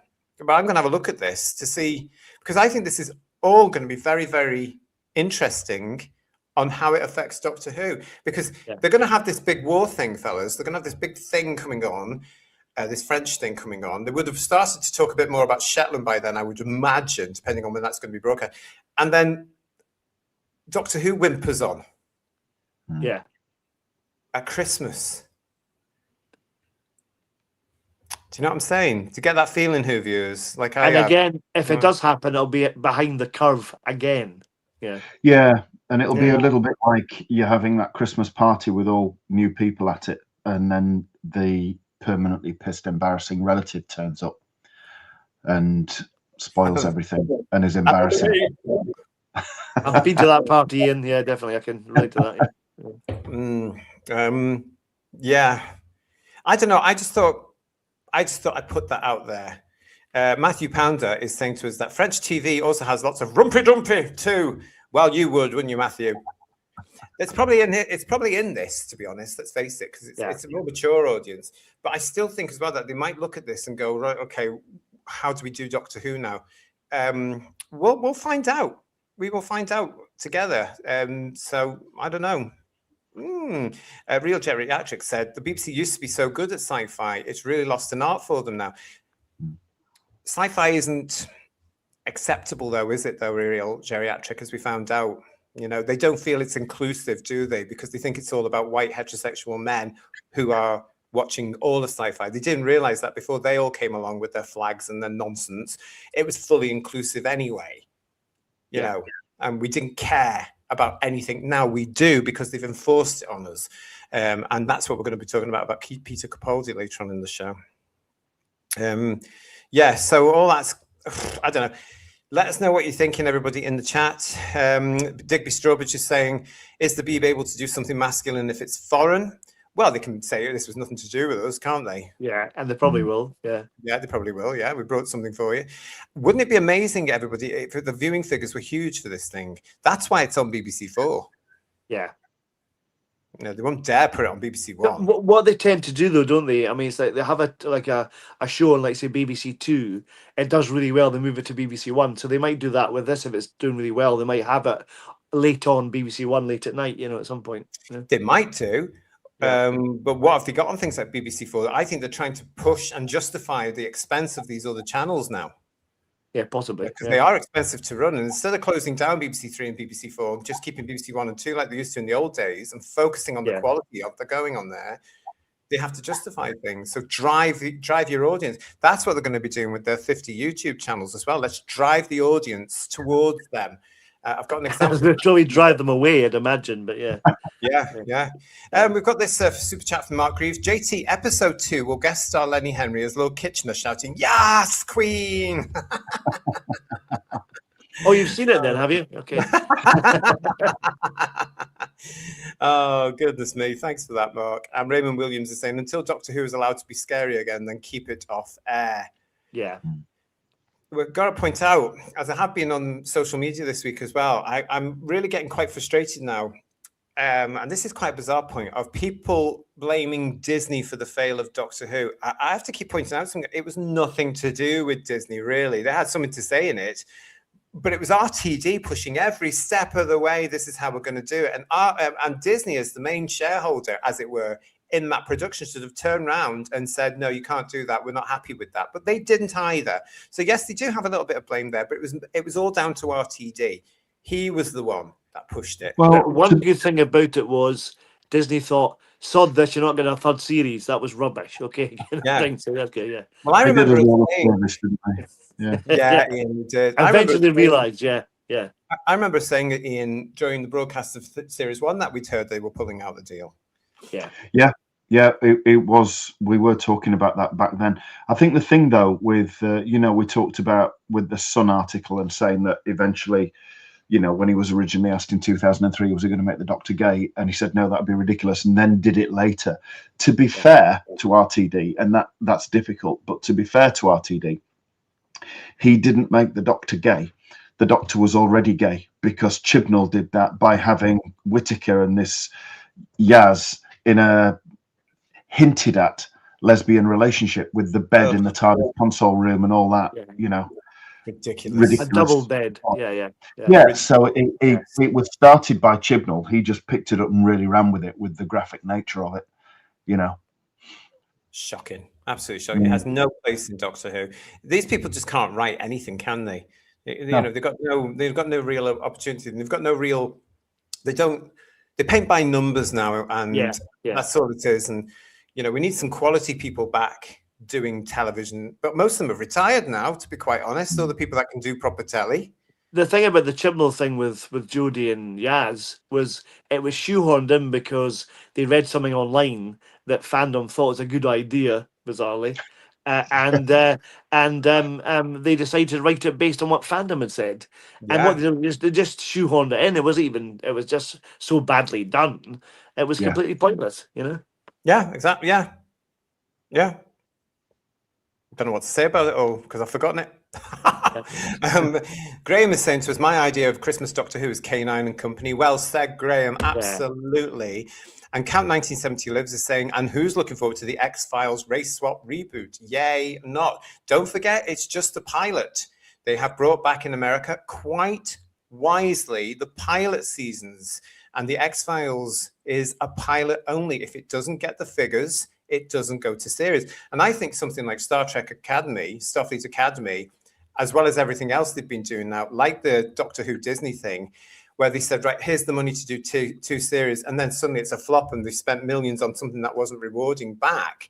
I think that has now got through to the industry over there to be able to say, no, we need to bring the pilots in. And whichever pilot gets the best reviews, the best feedback, given it looks like it's got the best opportunity, good ratings, that's the one that gets a series. They should never have axed that over there. Never have axed it.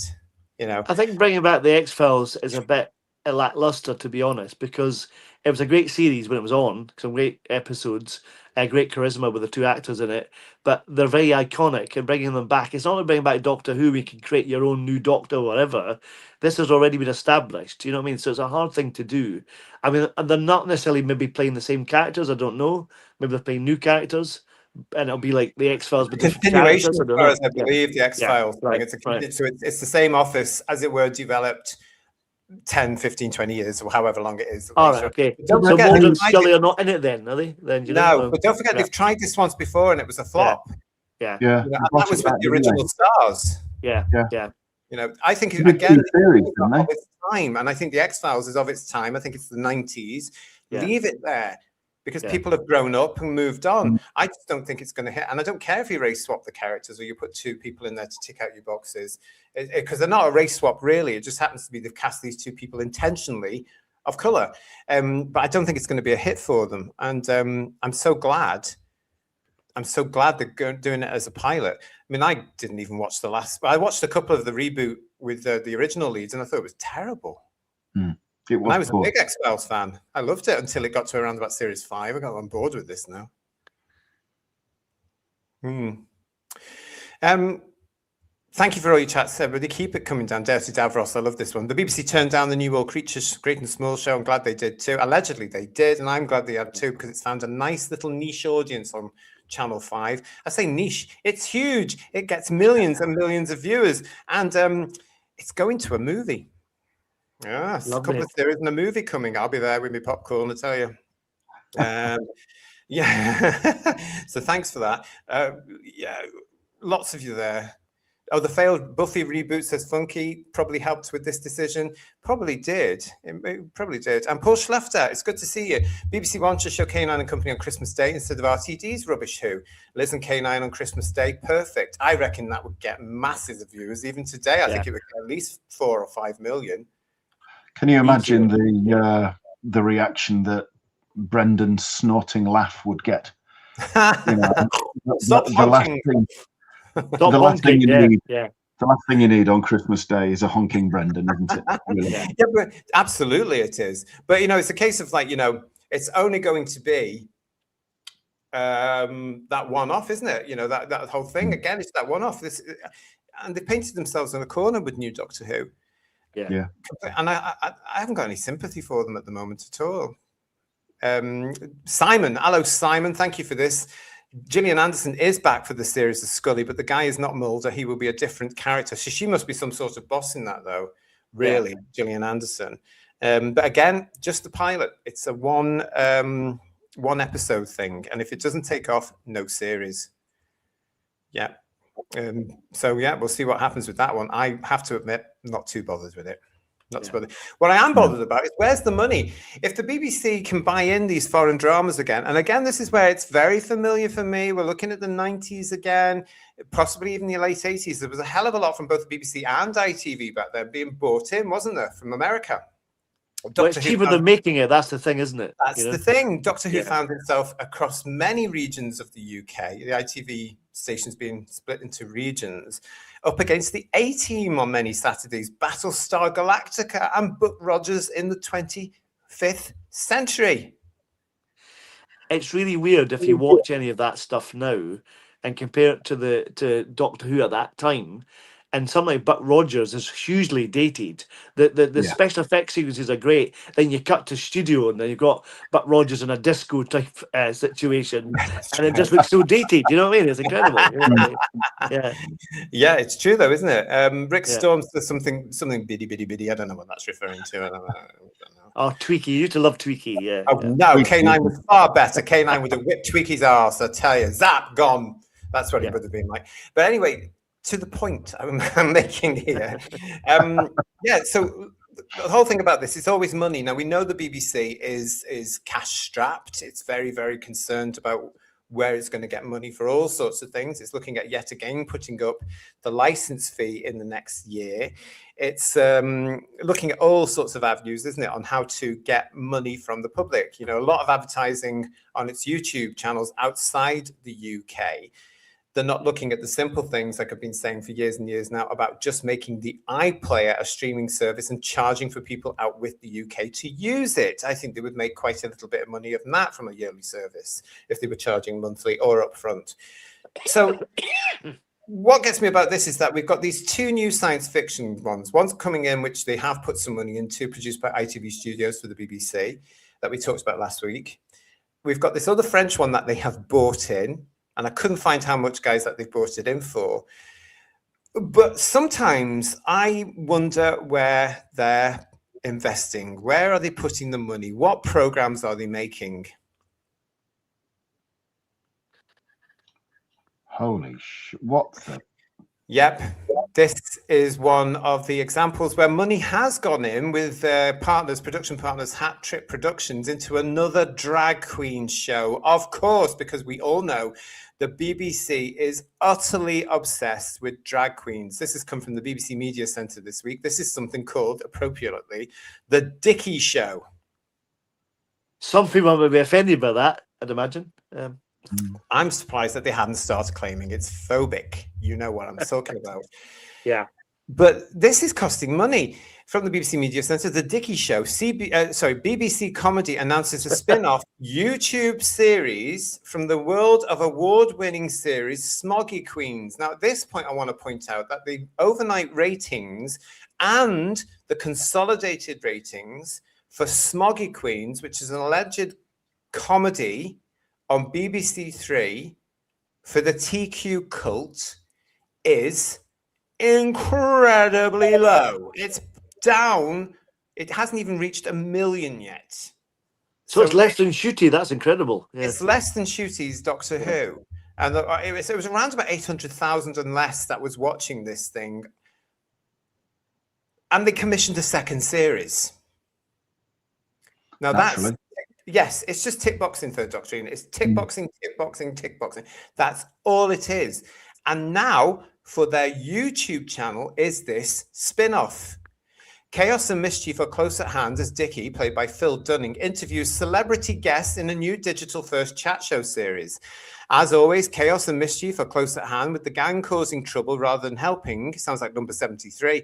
Whilst Dickie, somewhat reluctantly, enjoys a brief moment out of the spotlight as he interviews his nearest and companions.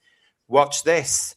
Celebrity guests include Rylan, Siobhan McSweeney, Dr. Range, Mark Benton, James Acaster, Vanessa Feltz, Steph McGovern, and surprise, surprise, Russell T.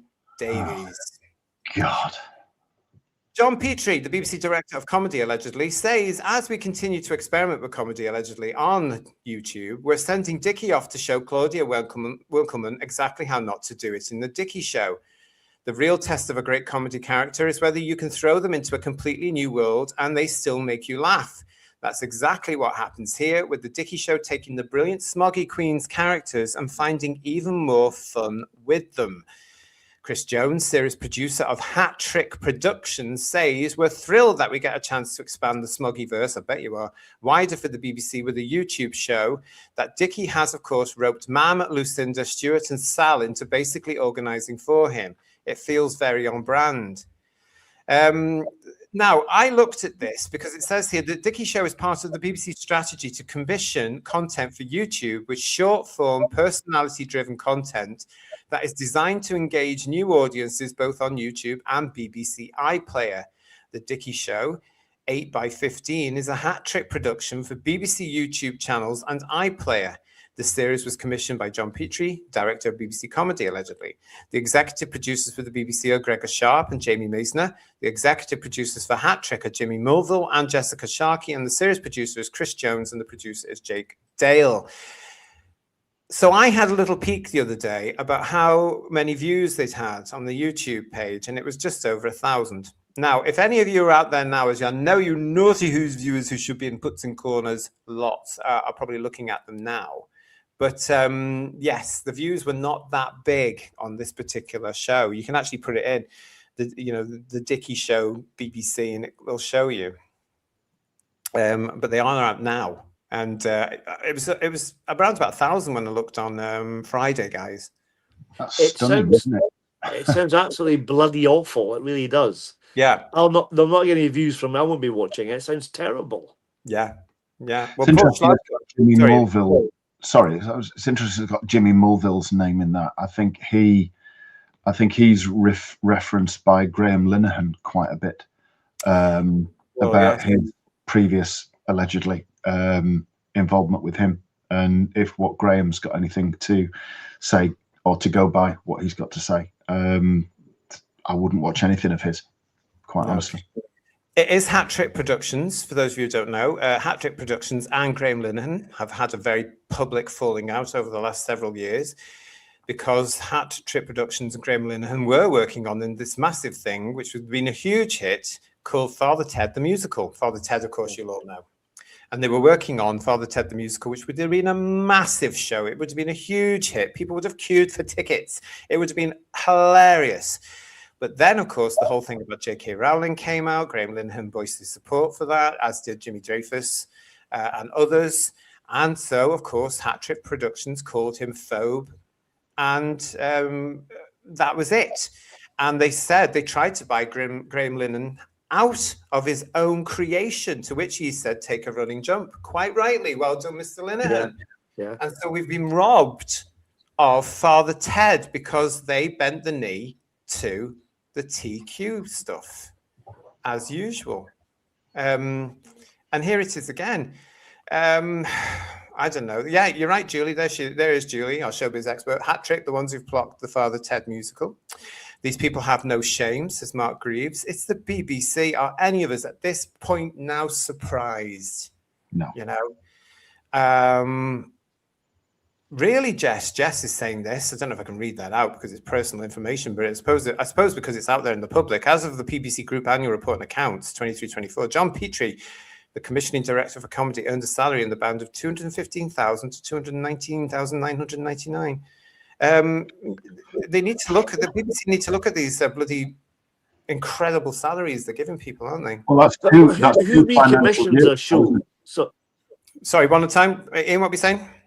I was just saying that's 2 financial years ago now as well, because we're 26, 27 now. So there would have been 2 incremental pay rises on top of that. So it'll be even bigger. Oh. Sorry, Paul. Go on, Paul. no worries. I just don't understand who recommissions a show when it only gets 800,000 views or viewers on BBC 4. It doesn't make any sense. What a waste of money, you know?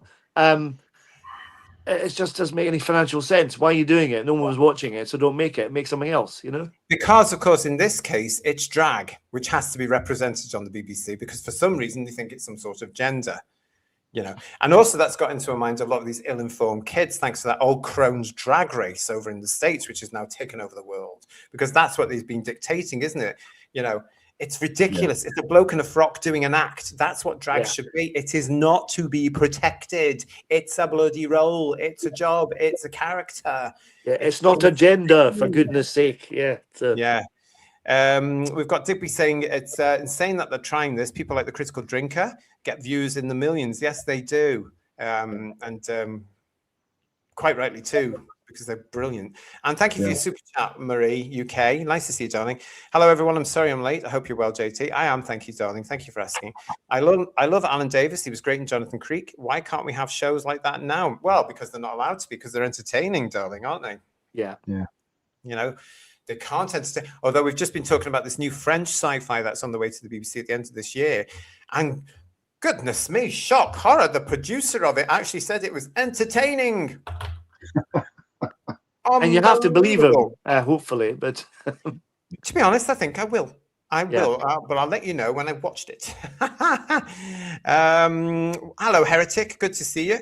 I just mentioned this drag show to my partner. She said in a few months, if it bombs, it'll be the viewers' fault, as they always blame the viewers. Yes, you're true. It's true. But actually, you know, as I say, the show that spawned it, Smoggy Queens, was not a hit at all. And that's why I was so sort of, oh, this is just bloody typical. When they commissioned the second series, where it shouldn't have got a second series because it wasn't getting the figures. But oh no. And now it's getting a spin-off for the Tube of Who because it's all there ready for them, isn't it? And they think these people are entertaining. They're bloody mad. Yeah. It's just rewarding failure. Yeah, exactly. It used to be all the BBC is these days, just producing failure. All the time. Absolutely. Let's have a look at this from Gray. Good to see you. Who watches this drivel? A very small minority, loud, personal pronoun using audience. It's criminal how the BBC are wasting license payers' money on things that very few people want to see, but it ticks their boxes, doesn't it, Gray? It's that whole DEI thing. Like we said before, JT, they need to make it a streaming service, the BBC, and then put the money where their mouth is and see who actually buys into it, because people don't want this crap. You know what I mean? So agreed. And the sooner the better. But unfortunately, with the Labour government now, we're not going to get that, are we? It's not going to happen. Certainly. How many more years does this crappy government have we got? We've got 3 years left, haven't we? Oh my God, they're going to kill us. Well, you know, let's hope the by-election screws them up something rotten allegedly. Oh yeah. You know, we should do a live stream on election night, shouldn't we? Like the old days on the telly saying, right, have you got the reports from this then? And all of you, can I do the swingometer? That'd be lovely. Yeah, and everybody in the chat could say what's happening in their local region, and then eventually I'll come on in my curlers because it'll be about 2 o'clock in the morning. Do you know what I mean? Yeah, my Weetabix, trying to get through it all. We do have a rumour, JT. Anyone got any mules to wear as well? You've got to have furry mules for that sort of thing. What are you saying, Ian? Furry mules. There is a rumour that if, as is expected, May the 7th elections are an absolute bloodbath, there will be the call from his own party for him to go. But he's clinging on like one of those stains under the toilet rim that you really need some powerful disinfectant to get rid of. And there is, because he has this inability to be responsible for anything that happens negative, he would rather do a vote of no confidence and risk bringing the government down in an early general election. So we could hope it could all implode just after May the 7th, and we could have a general election. And I don't think they'll exist after that. I've been saying this in every post I can, including the Prime Minister of the United Kingdom's Facebook and X accounts, is saying you just resign and call a general election. Don't be bothered looking for a replacement, because there isn't anybody. Call a general election and let's just get rid of them. But they won't do that, would they? Because they're so intent on keeping power, those people. They really are. Till Paul, nice to see you, Till Paul. The debut episode of The Dickie Show has 7,835 views on the YouTube in the USA. Stunning. Well, that's all right then. Yeah. I get it. This whole thing, this is great for us, actually, Who viewers, when it comes to YouTube. Because when they start doing the Doctor Who stuff, which they are going to do, stuff from Doctor Who for YouTube and stuff like that, we'll be able to look at the viewing figures there and then. We'll be able to look at the views, and we'll be able to say, well, that wasn't very good, was it? They're giving us something there as a nice gift, really, isn't it, everybody? Really is. Freshie. Yeah, because we still haven't had the audience appreciation figures, have we, for the 2 Gatwa series? Because they were in the toilet. Freshie 2006, comedian Troy Hawke as the Doctor, smoking Jats style. Thank you very much. Jason G saying, where the BBC used to believe Strictly would save the world via comic relief, children in need. Now they believe it's drag queens because they have a drag queen enforced into absolutely everything. It is pathetic. Absolutely pathetic. Back in the 80s, way back in the 80s, says Derek Hart, would have this show scrapped. Back in the 80s, this show wouldn't be allowed on. Let's face it, because drag was very firmly in gay bars, and that's where it should have been, and that's where it was entertaining, and that's where it was raucous, and that's where it was rude, totally on PC, and funny. Funny. If you went into a gay bar in the 80s, the 90s, and turn of the century, and there was a drag queen on, you really had to have your wits about you because you could possibly be a target, and you went in knowing that. Yeah. Now, of course, because these wet wipes have actually complained about it, they don't do it as much, which is why a couple of my friends who are superb actors doing drag as well don't do that anymore and have to fight to get roles now because they couldn't be as forceful as they wanted to. They couldn't do what they've been doing for years because somebody in the audience would go, "Oh, you can't say that to me." And then when they turned around and told them what they could do, they got complaints and wouldn't get any work. It's gone completely ridiculous, Derek. It really has. Lex, thank you for your super chat. The late Mickey Rooney was pushing for a USA version of Last of the Summer Wine, was he? And he wanted to play the lead role of Compo. I can see that, actually. Yeah. I can actually see that, Lex. Where would you have done that? A mate of mine worked with Mickey Rooney once, and we're doing a workshop in Glasgow about Midsummer Night's Dream, and Mickey Rooney played Bottom in a film version of that, I think, many years ago. And my mate he played Bottom in a production run at the same sort of time, and he worked with him doing a workshop about Shakespeare. Yeah. So, that's interesting. That's really interesting. What was he like? Do you know? Apparently, very nice. Yeah. Was he? I like it when you hear about people like Mickey Rooney being down to earth. Yeah. You know what I mean? Yeah. But then again, he came from a golden age, really, as well, didn't he? He would have had his P's and Q's. You know. Yeah. Although it's quite cheeky, though. Apparently, yeah. I'm just glad he got out of that period because a lot of them didn't, if you know what I mean. One reason. Yeah. Stress must have been terrible for them. Look at Judy Garland, for crying out loud. My partner was nodding at everything you said in response, says Heretic. Thank you. Very wise. We love that. Thank you. What else we got here? We need to restore good television, says Rick Storm. You're absolutely right. And hello, Tom76. Nice to see you. Thank God that never happened. For whichever bit of the rant we had there. But yes, thank you for that. Good to see you, Tom. Matthew Pounder is saying David Lammy for Prime Minister. Shiver. God, can you imagine? Yeah, they've got umpteen awful choices for Prime Minister, haven't they? Yeah. That's why they've got to call a general election because they just have no one to take over. Well, when Boris got booted out and it was Liz Truss and Sunak, they were saying that there was no legitimate reason why there should be new prime ministers. When one stood down, there should be a general election. So as they called for it so many times, I would expect them to stick to their word and do it themselves. Yeah, I know Liz Truss is Tory, but I think she's keen to come back. I think we've had. I mean, again, there's a running theme here between these people on, and I'm going to say it right now as well for anybody new to the channel that might be judging us here. And I'm going to say what a mate of mine said to me a couple of years ago, and I remember this every day. We didn't leave the left left us because they went down a path that we couldn't follow, which was full of ideological nonsense. And it was just ridiculous what they were enforcing and dictating as well, and burning books and all this nonsense. I mean, that's been done before in our history. But it's a case as well that, you know, between politicians and show business and the people on that side, there's the amount of hypocrisy is incredible. And turning, you know, stating something and doing another, pleading ignorance, all this sort of stuff. It's a running gag between them all, isn't it? You know? Yeah. There is more viewers on Whose Views than that Dickie Tripe, says Derek Hart. I bloody well like I just hope so. Hello, Dr. Once. How are you? Also, it's American drag, not the British source, like you saw from Les Dawson. Yeah, there was a massive difference, Dr. Once, between American drag and everywhere else, especially British drag, which was a bloke in a frock, and he let you know. But now, of course, thanks to that old crone show, we've got a lot of very confused young men thinking they're women. And that's not drag. No. It's not drag at all. The days of Sissy and Ada. Hey. Yeah. Oh, yeah. fabulous. Yeah, absolutely.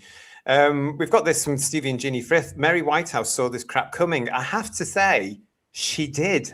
I totally agree. You look at some of the stuff that Mrs. Whitehouse was saying back in our day, and she was spot on correct.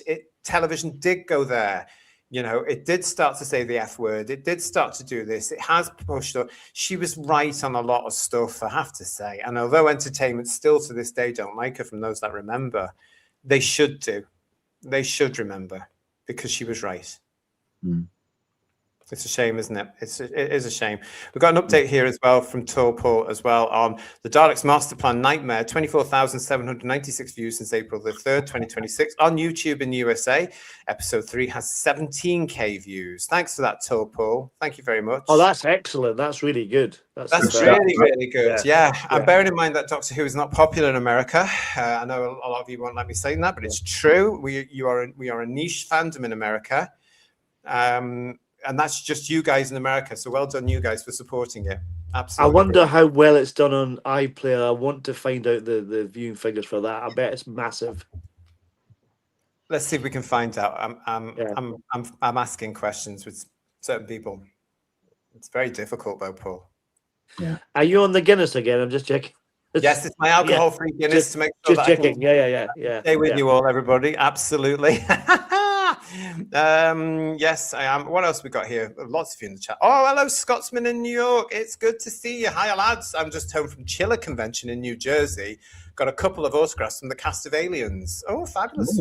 Nice. Very nice, yeah. Did you get the boat over to New Jersey, or did you drive? The boat's fab. I did that once. Went to a gay club years and years ago in New Jersey. It was fabulous. I can't remember what it was called. It was fabulous, though. Really good night. We had to leave at a certain time to get the boat back over to Manhattan. And you're like, what? I've only just started dancing. What do you mean? Good memories there. Had lots of strange and fun times over in New York. Scotsman, New York, you should email me. We should do a chit chat so I can ask you all about New York and where you live and all that sort of stuff. Who's Views One at gmail.com. We'll sort something out time-wise. Let's do a chit chat. And of course, if anybody else wants to do a chit chat, you can also email me. Put chit chat in the header. Who's Views One at gmail.com. How often can you do chit chats? Is it more than twice? Yeah. Why do you want to do a third one? Oh, I'm just kidding. I'm just kidding. Oh, dearie me. Good to see you all in the chat. But again, yeah, hypocrisy, everybody. Hypocrisy. And this is something that we'll shoehorn this in, if you don't mind, Third Doctor Ian, because this is something that Ian found for us last week.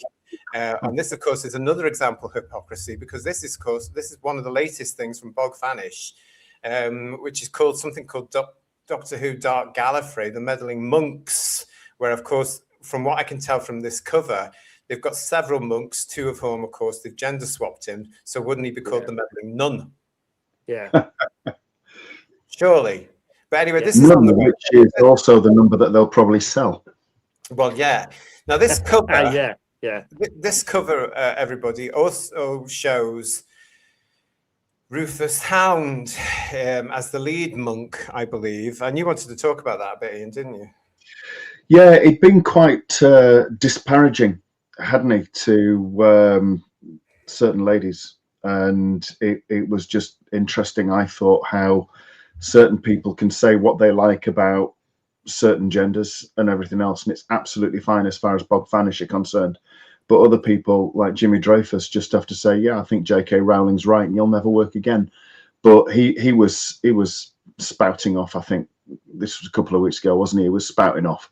And then I saw him in that and I thought, yeah, you fit the mold for Bog Fanish just right. You're, in my opinion, a bigoted prat.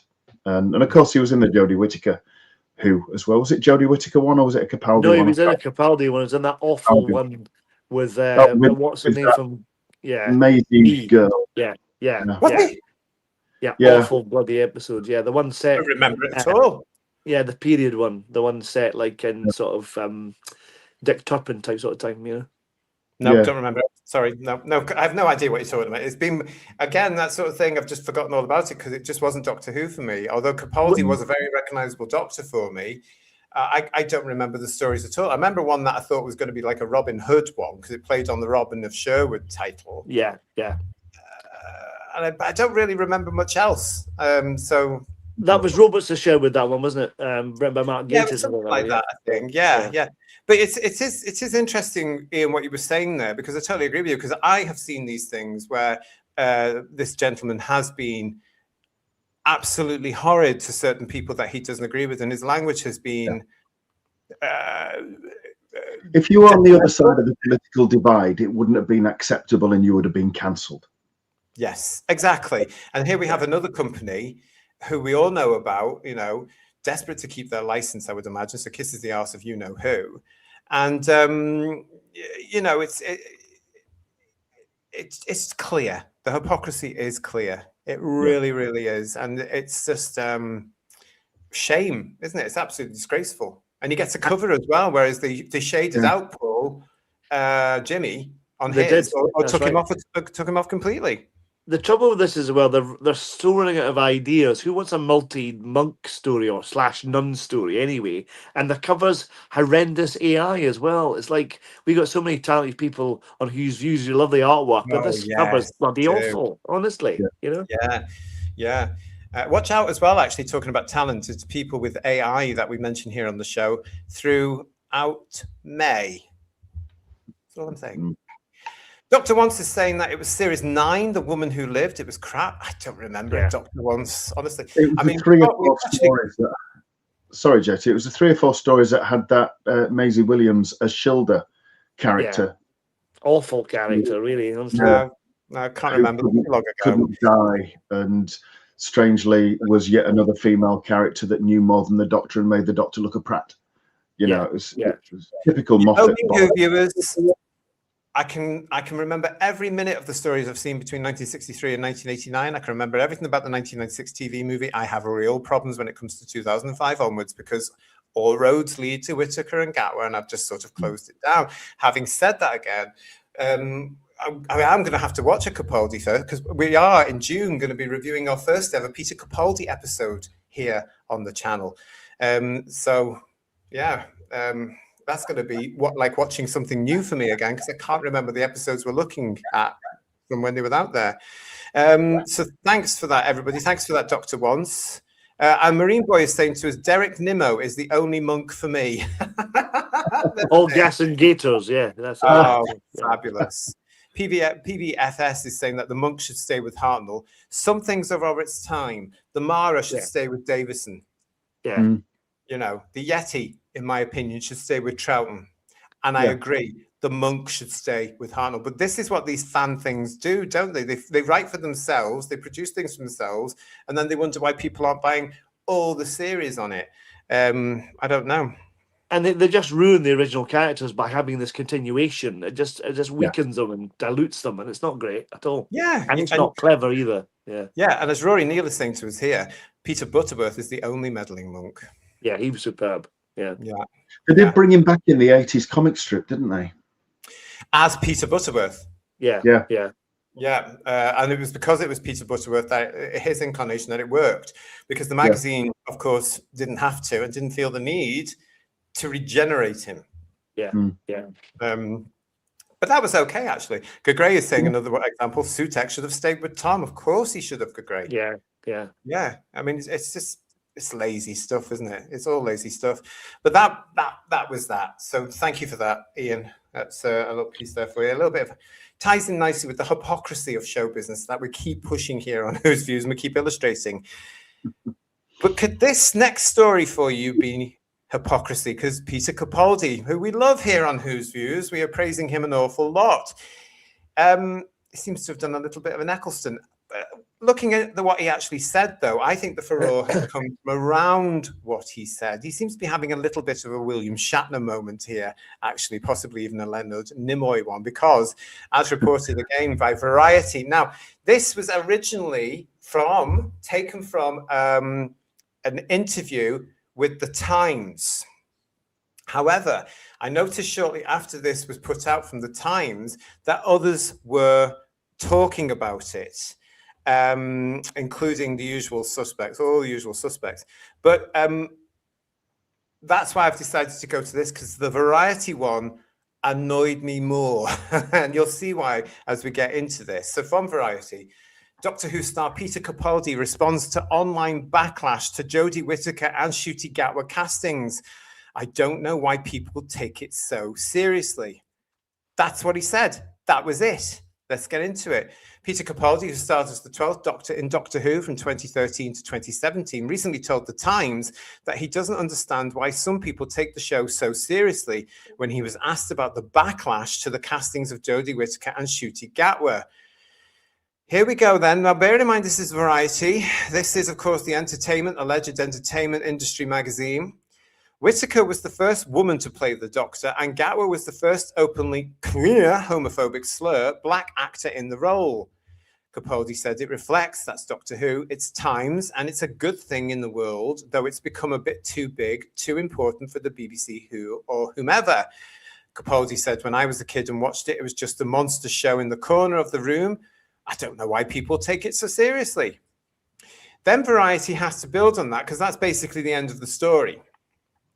They go on to say Gatwa, who starred in the latest season of Doctor Who, was met with racist and homophobic backlash online when his casting was revealed. Showrunner and writer RTD said during a recent masterclass at Series Mania that we covered a few weeks ago that in the era of social media, it's easy to, quote, fall into the trap of talking about fans and assuming that means the online voice, unquote. It then quotes him back what he was saying there, guys. I think they are different things. I know they're different things. I absolutely know that, RTD said. And that online voice, which is hostile, exists on X, which is a hate site. We shouldn't be surprised to find hatred on it because it's a hate site. It's very dangerously assumed that that is the fan voice. I think they are different things. I know they're different things. I absolutely know that, Davies said. And that online voice, which is hostile, exists on X, which is a hate site. We shouldn't be surprised to find hatred, blah, blah, blah, blah. We went through this a couple of weeks ago with what he was saying there. Now, however, I've got this as well from Deadline, who also followed this up, saying following Capaldi's 3-season run as the Doctor, Whittaker took over the role until 2022. While her casting as the first female Doctor ruffled some feathers, the actress said there needed to be a first, and I didn't fully appreciate it. That's the role. I'm not like Jack Lemmon in Some Like It Hot. I'm a girl. I'm a girl. I'm surprised you know what one is. I just am. But once it was announced, as well as a few grumpy pumps, that's you, everybody in the chat, for a lot of people, it felt like a really wonderful moment. Deadline continues. Gatwa became the first black Doctor when he took over in the Disney Plus Doctor Who refresh, which lasted for 2 seasons before ending last May. It's believed that MAGA, however you want to say that, MAGA backlash played into Disney's decision not to renew for a 3rd season. Dear God. The actor explained that as a Rwandan immigrant, landing the role of the Doctor felt just really powerful, explaining that the show is rooted so deep in British culture, especially for people of colour, for marginalised people who really gravitate towards the show because it's about friendship and it's about adventure and it's about union and unity and blah, blah, blah, blah. Exec producer and showrunner RTD has said that he has no time for critics of the show's inclusivity. I don't have a second to bear it because what you might call diversity, I just call an open door. Right, I've got a couple of things I want to say about this. Firstly, Peter Capaldi should know for a fact that we're really into the show. He was a fan. That's why we take it so seriously. I find that surprising coming from him. I also want to say something about Ncuti. I had no problem about him being black at all. That's not a problem at all. Having a black actor with a Doctor is fine by me. That's not a problem. But The Doctor was never sexualized any time at all in classic Who. He doesn't need to be gay. So this backlash about us being racist is complete and utter nonsense. The trouble with Shooty is, and the same respect with Jodie is, they were both shite. That's the problem. Okay. Yeah. And they had a lot of shite things around them, like scripts, production teams, sets. I mean, that thing that I saw ages ago of the Jodie Whittaker TARDIS console room. What the hell was that about? Who designed that? And why weren't they slapped and taken off the old and said do something properly? Do you know what exactly? I'm saying? Who signed that off? Well, Chibnall, obviously. Chibnall, yeah. I mean, it's weird. It's weird, isn't it? You know, we've got here as well, Dalek Shalom saying Capaldi's missing the point. No one takes it seriously as Doctor Who. That's the problem. That's why it's where it is now. I don't know what you think.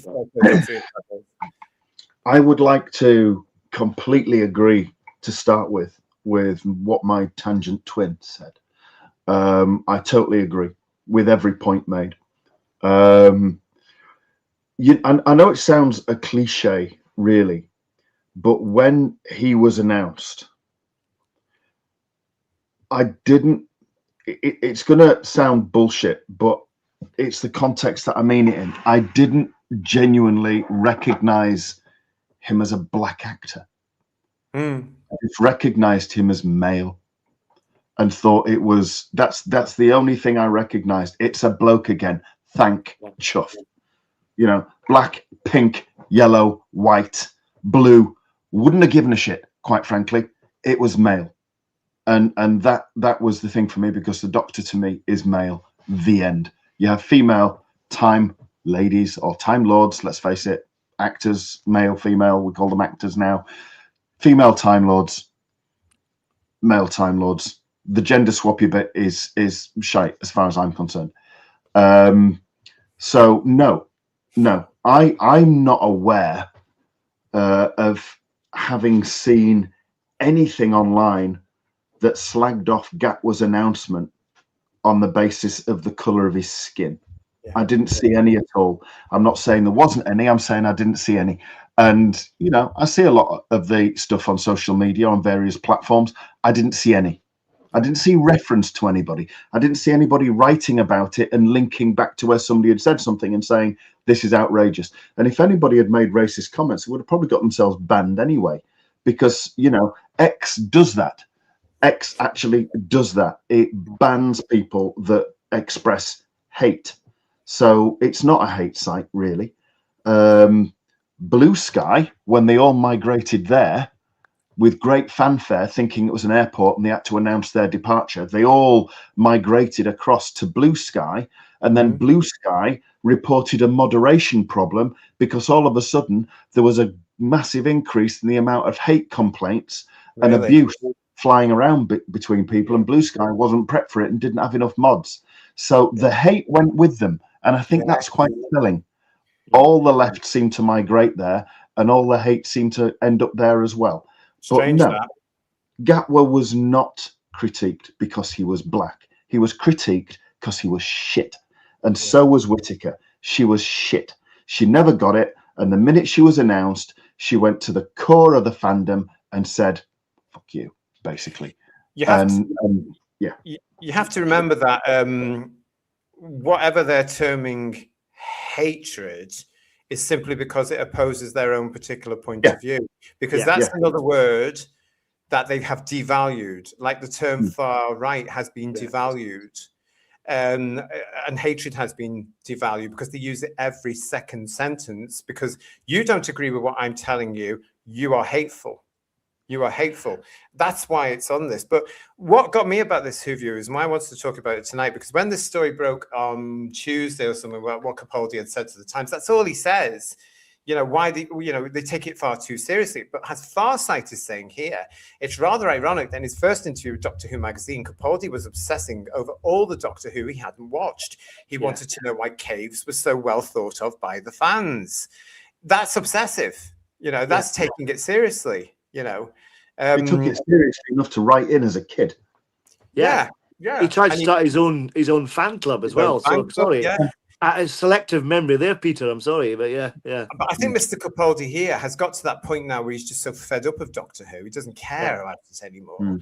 And the fact that the casting, he's believing, and he shouldn't do really, because he should know what Doctor Who fans are like. All we care about really, and yes, we do take the show seriously, but that's what a fan does. We love our shows, we love our films, we love our music. You know, when you're a fan of something, you invest time in that, whatever it is, whether it be an artist or whether it be a show or whether it be a book. We invest time in it. And as Henry Cavill is always saying, the fans are important, because he stands up for fandom, because he's a fan of practically everything going. He's a geek. He's got integrity as well, because he's refused to get engaged with stuff that hasn't followed the premise of the thing that they're trying to adapt. He's got absolute integrity. Shame more don't really. And this is the thing. And so where I think Capaldi's come across as this now is because he's just thought, oh, I don't know why they're taking it so seriously. It's just casting. But he should know that as a Doctor Who fan. The unnecessary gender change was unnecessary, and it wasn't wanted by the fans. It was pure DEI. When it comes to Gatwa, as we say, I didn't see any of this nonsense that Variety, this DEI-obsessed, lunatic Hollywood periodical, insists on. But my concern about this, Who viewers, Paul, Ian, is the fact that yet again it puts Doctor Who in a bad light. I mean, I was with Ian on this as well. I was just glad he was a man. That really appealed to me, thinking, great, they're going again with another bloke. Hopefully it'll be good. And I was going to give Shooty the benefit of the doubt. And I was proven wrong many, many times. He never showed the Doctor in his performance whatsoever. That's whether under a different producer, might have been different, who knows, but he didn't do it. And for me, he was never the Doctor. So I was prepared to give him the benefit of the doubt. Nothing to do with his skin colour at all. He wasn't very good. That was all of us. We were so glad just to have a male back in the. I mean, we all supported Shooty. You know, some of us were on the fence, absolutely. But then that's the same case with any new Doctor, apart from Whittaker, when a load of us just went switch off. You know, you fall off the fence and you switch it off because you just say, no, that's not going to work out as the Doctor. And then RTD took it a certain way. But what I'm talking about here when it comes to the bad press this is giving Doctor Who is it's currently out of production. It's struggling to get itself ready for this Christmas episode. It's coming up to May 2026. It's not in production. There is no Doctor in place. The show is in a mess. It's in a turmoil. They want to gloss over it. As fans were saying, we don't want it. The majority of fandom is saying we don't want it. The minority is saying, oh, no, we want it, we want it. The minority of fandom, as we'll see in a second, is also insisting there's a series coming in 2027. When I go along and say to them, no, there isn't, because we'd have to film it now, then they don't believe me. But for a show that is in trouble, to have something in Variety, which is saying that its fan base are ists and phobes and ots, doesn't look good to any prospective partner. So this can't be helping BBC Studios when it's looking for that elusive investment as a partner, because you know if you're reading Variety and you're in Hollywood or something associated with Hollywood and you're turning around, the BBC comes knocking on the door saying we've got this thing called Doctor Who, blah blah blah blah. Oh yeah, but its fan base are poisonous. Why would we want to do that? Because they will get at us just like they got at Disney, just like the Star Wars fans got at at Disney, just like the Marvel fans got at Disney. You know, all this sort of stuff. It's not very good for any prospective business deal. No. Because you've got to have your fans on side. So people like Variety and other media platforms or other media periodicals rather, who are insisting that the fans were ots and ists and phobes simply because we didn't like the casting of two very weak individuals that couldn't pull off the role, is an insult to all of us as fans. And with RTD, as we said a couple of weeks ago, when he came out to talk about this and said, well, they're not, he basically says they're not proper fans. He is so aware that we are. And he is so aware of shows like ours and channels like ours. And of course, they are very aware of the big boys, Disparu, the Critical Drinker, Nerdrotic, the Geeks and Gamers lads, all those people. They are so aware of them because you can't be. They're now on convention panels for crying out loud. You know, it's fantastic. Turning up on Piers Morgan, aren't they, as well? So the mainstream, which they hate. voices of reasons that they will, yet to use that word, Ian, that they will hate. And of course they're aware of them. So what do they do instead of watching them and doubling down? That's what they do. They just double down. They just, we're going to continue with this. But I think it's bad news for Doctor Who. So actually, the whole thing about Capaldi saying, well, they take it too seriously, that doesn't worry me too much because he's entitled to his opinion there. And I'd love to have him on the show so we can say, well, didn't you once upon a time? And why don't you now? It's because you haven't seen it, because he's bought out. Obviously, his time as Doctor Who finished. That's all we'll say. And he's moved on. Quite right. We still love you. But it's what's happened afterwards that got me with these two articles coming out saying, oh, look at the fan base. Oh, it's the fan base. Oh, it's the fan base. It's interesting, though, isn't it, JT, that this fan base that's racist and sexist and all this kind of Istanphobia bollocks, that's us. That's all of us, isn't it? Yes, that didn't like the way it went in the last decade or so. Yeah. But yet, the same fan base got Web of Fear back and got the other missing episodes back and everything. Just gone a blank on that one. And then we've had 2 Dalek episodes back, and we've loved them and we've watched them. You know, we've had Master Plan 1 and Master Plan 3, and whatever episodes we get back, Master Plan 4, 10th Planet 4, and you know, and any others. Surely we would be, female characters would slag them off because the female, Jean Marsh, she's a bloody woman, she's rubbish, clearly, but we don't. We love it. We love it. We love them. We talk it up. We think it's fantastic because it is. And yet, if we were racist, you know, I mean, we were talking about Tomb of the Cybermen the other week. Toberman, he's shit because he's black. Well, we didn't say that, did we? We didn't say that. But if we were those racist people, we would have done, wouldn't we? Yes. I like the Toberman character, quite honestly. I thought he really carried a presence, and where he came back with, though, it was tragic, wasn't it? The way he got converted partially, but he still had loyalty to Kaftan. And when she was killed, he was emotional turmoil. I think he was a fantastic character. But apparently, we're so racist, we would have hated him. Talking about 10th Planet, you know, one of those astronauts, an astronaut on a BBC science fiction program in 1966, an astronaut, where you have to be a scientist and incredibly clever and incredibly fit and incredibly brave. One of the astronauts was black. You know, this is Doctor Who. Surely we would hate that, wouldn't we? If we're racist, don't we? But we don't, do we? It's just something that they're trotting out for this shit that they've served up for years as a means of defending it and attacking us. We're not racist. We're not sexist. We're not homophobic. I would argue that's a lot of what they are. But well, they're always deflecting, aren't they? But again, it comes down to this point that I've made before on the show, is the fact that the assumption about science fiction fans was always, Who viewers, always white, heterosexual men. And they must be told, they must be educated, they must be dictated to. And that comes across now. And it's disgraceful that things like Variety and their alleged journalists and others in the industry are assuming that. And Ian, you've just said all that beautifully, because no, we didn't see these things until these idiots came along and started to impress them on us and started to segregate and put everybody in boxes. And that's when we were I was put in a particular box. You guys have been put in a particular box, and yours is worse than mine because you guys are evil because you're white and heterosexual. I've got one token thing going on, and that's homosexuality, which even now is transphobic. You know, so all these ridiculous things going on. So how dare these people judge all of fandom when they weren't there? These things don't happen.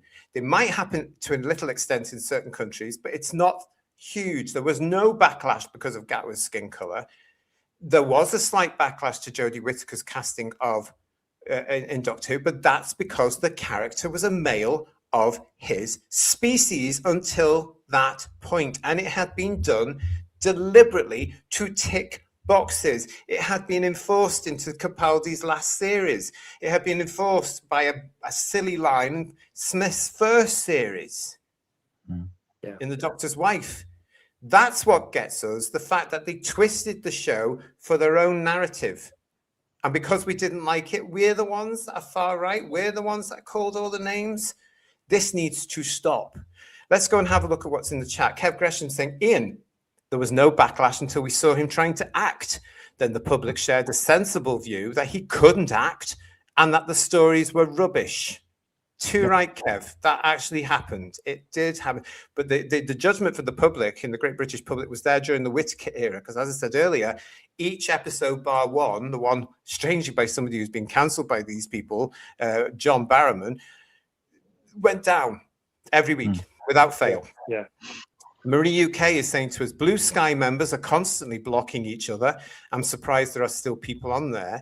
I'm actually very surprised, Marie UK, about how many people announced their departure from X and are now back on there, I noticed, trying to scrabble. I don't think they ever stopped their accounts, JT. I think they said, we're leaving, we're going to Blue Sky, but they kept their X accounts open and still post. And now they're back on there and they're starting to post, and it's all the left-wing rhetoric as well. I can't be arsed with either of them, frankly, but well, no, it's fine. They're just a necessary evil sometimes.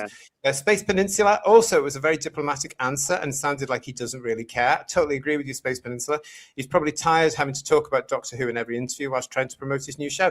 It's going to, I mean, I've said this when we've talked about Peter Capaldi before. I get that genuine feeling he doesn't want to talk about Doctor Who. I could be very wrong, but it's a feeling I have. He's quite happy to talk about Malcolm. I don't think he's that happy to talk about Doctor Who. And I think this just came out in this particular interview where he said, oh, they all take it so seriously. Move on. Because that's all he said.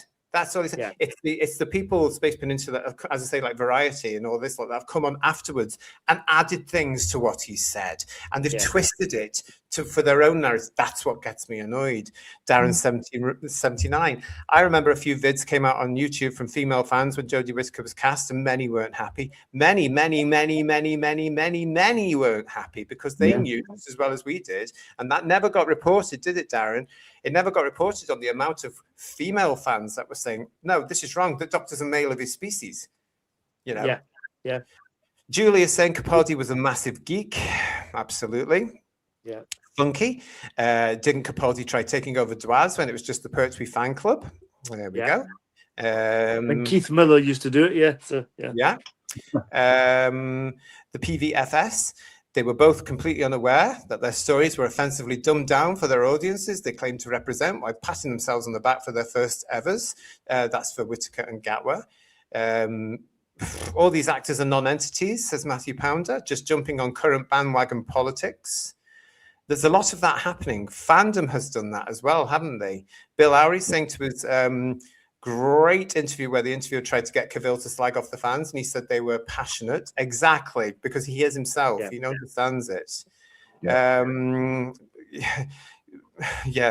not actually Stephen Genie Frith, who was saying to me, Capaldi is off the left. Don't be surprised by it. I'm not surprised by his answers. I'm not surprised by all these other people. I just expected a little bit more of Peter Capaldi to be able to say, I'm not going to get involved in all that sort of stuff. Yeah, that's the easiest thing to do. Move on, say something else. Hello to Stacey Andrews. It's a pity that the BBC doesn't let unknown writers submit their own Doctor Who stories to be made into actual episodes. Plus, I agree, the Doctor should be male. Thanks, Stacey. It's nice to see you. Welcome to Who's Views. The BBC don't take that. They don't even allow, like they used to in the original Doctor Who, where fans would send in script ideas or actual scripts, and the script editor, when they had time, I'm talking Robert Holmes, Andrew Cartmel, Terence Dix, Chris H. Bidmead, practically all of them, actually. They would take the time to actually write notes. Douglas Adams, of course, was there. They would write notes and send it back saying, try this. That's good. Now they're just worried about copyright problems. That's the thing, isn't it? They're worried about somebody saying, oh, I sent that in and here's my script and they've used my idea. That's why you get the same churn of writers going on all the time. And that's why they've invested in these things like the BBC's alleged writers' school, writers' room, writers' academy, whatever they call it. Yeah. But then they actually turn into a DEI tick box by saying you can only come to it if you actually come from these groups. Yeah. Shocking. Stacey, I'm going to disagree with you on this one, though, that they should get JMS, the creator of Babylon 5, as the next Doctor Who showrunner. I have to say, Stacey, don't agree with that, because we've got enough talent in Britain to actually do a proper version of Doctor Who. I don't want an American in there. I don't want to sound rude, but we've got our own talent, and they're very, very good. They just need the breaks. Look at Toby Whithouse and what he's just done with Bergerac. It's huge. So I don't think we need, what's his name, Michael Skrzymanski or something like that. Yeah, I don't think we need him. I think we've got others. I think we need fresh people coming in. Don't really want to do that. And Thorne, that's just me. Thorne 76, that's exactly the right take on the Variety article, JT. I think so, yeah. Gabba created a Doctor in RTD's image, says John Henson. I don't think he had any choice, to be quite honest, either. No. Matthew Pounder is saying he was a fantastic Doctor. This is Capaldi. But we do have to differentiate between the actor and the role. It's getting harder and harder to do all the time, isn't it? You know, it really is, because you do have to forget. What else we got? Yes, Marie UK, The Message, absolutely indeed. And Count 1970 lives. I suspect Capaldi was just being diplomatic and trying to move on and not be bitter.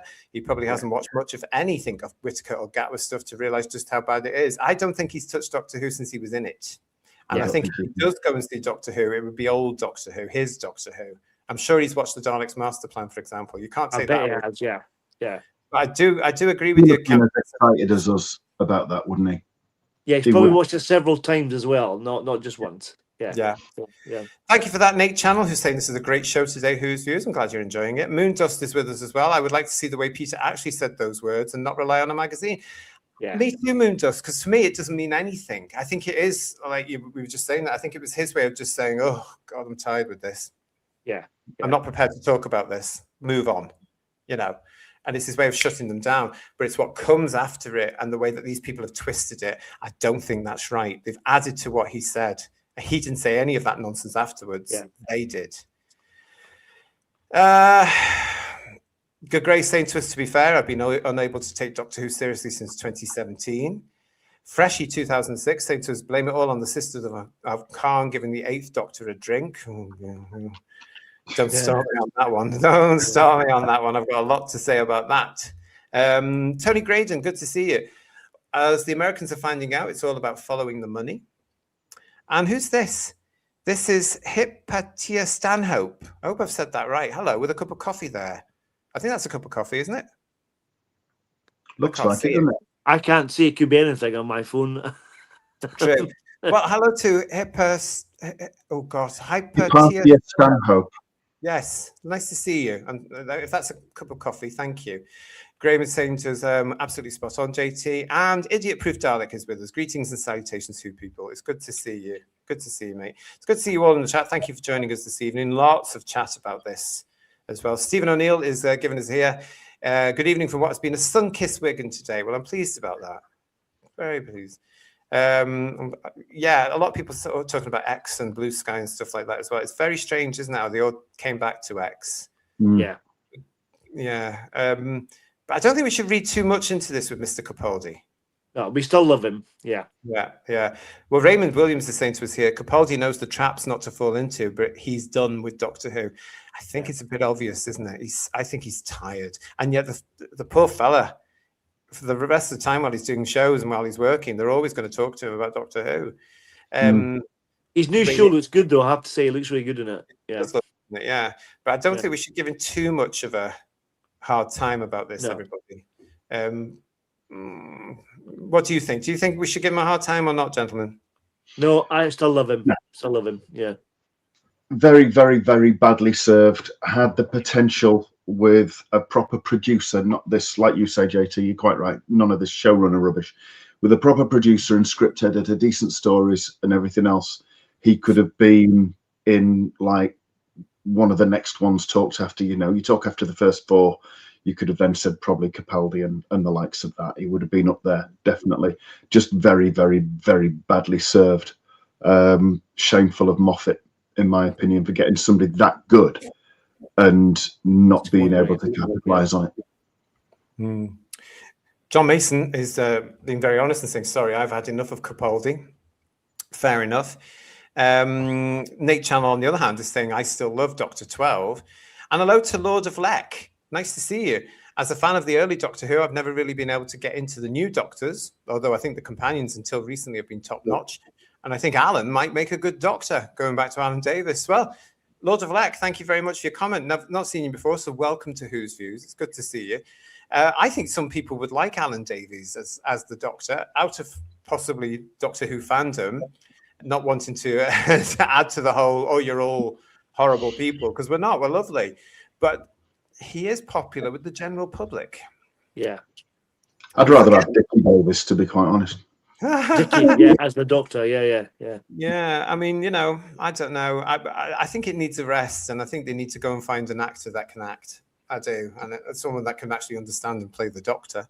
Oh God, no, not Alan Davies as Idiot-Proof Dalek. Yeah, we were talking about that earlier. About it's come around again from in the 90s, around about 95, 96 to 2003. It's back. It's been back in the news again this week. It's been quite funny, actually, how things turn around and how things come around all the time. But what we've got here as well is all this stuff when it comes to fandom. And what we've had to put up with in fandom over several years now. I would rather say, oh, hello to the, I've got a quote here from a foreign movie lover. Nice to see you. How Capaldi was treated by the BBC has soured him on Doctor Who. He is probably really bothered by it, but doesn't want to show it. I'd agree with you. Yeah. I'd agree with you. You know, it's as though when Doctor Who comes up in these conversations, and we've dealt with we've covered 3 or 4 of them in the last year alone, because he's been around a bit talking about stuff. But the eye roll nearly comes in when Doctor Who, and he knows it's coming. It's going to haunt him for the rest of his life, obviously. Yeah. You can almost see the eye roll when he says, "This is it. This is where it comes in, and this is where I've got to talk about it, and this is where I've got to be an ambassador again." Makes you wonder if he regrets ever saying yes. I would hope it doesn't, but why do I think it does? Yeah. Why do I think it does? Yes, so as ever, we're getting attacks on fandom. But of course, the attacks on fandom don't just come from the media, gentlemen, Who viewers. The attacks on fandom come from within as well, in fandom. Now, I don't know about you lot, but I've had this ever since that announcement back at Wimbledon, back at the end of the day when they announced Jodie Whittaker was going to be Doctor Who. I almost immediately, within the hour anyway, went onto social media to vent my distaste for this. And I said, the Doctor is a male of his species. This unnecessary gender change, blah, blah, blah. We've all been expecting it. It's so predictable, blah, blah, blah. And that's when I noticed the change in fandom, because I got this whole thing. You're an ot, you're an ist, you're this, you're this and this and that. And I was shocked because I thought Doctor Who fans would be able to turn around and say, well, give it a try, or don't do this, or we don't agree with this. Absolutely shocking. But it's got worse since then, I think. And it also ties in with the politics of the TQ cult, which, of course, I'm always talking about here on Who's Views, because I want to. I need to show how poisonous and how ridiculous and how actually homophobic it absolutely is. So this week, and I'm going to show you this, I've had to deal with barrages of abuse from several sites. One's a Doctor Who site and one isn't. Now, a particular pop star whose name I can't remember because she's not from my generation at all, so I don't know who this is. Some kid who's huge, some kid has come out and said something about supporting the TQ community and how important it is and all that. And I watched the video of her and just that you've got no clue, kid, what you're talking about. And I commented on this particular sign. So this gentleman here said, not a fan of her music, but I am 100% in agreement with her views. Bless her for using her voice to speak out. To which I said, LGB and LGBTQ+++++ are not the same. Hashtag LGB without the TQ. And then this person called Kat Lehan says, GTFO off the community, Justin. To which I replied, I'm not in the TQ cult, thankfully, and happily and proud of that. I wouldn't be part of your vile homophobic TQ cult ever. I am and always have been in the same-sex attracted community. Where the hell were you in the 1980s, 90s, or turn of the century? What did you contribute? And one look at your picture makes me both laugh and sick, because look who she's with. Oh, God. Dear. Oh, dear. For the podcast, this is this young lady adorned in the multicolors of what was the pride flag and has now been taken over by the alleged progressive homophobic flag, but she is pictured with, of course, TQ cult leader RTD. Why wasn't I surprised at that? And that brought it home to say that those fans have been exactly what he wanted, I think, and these people have wanted.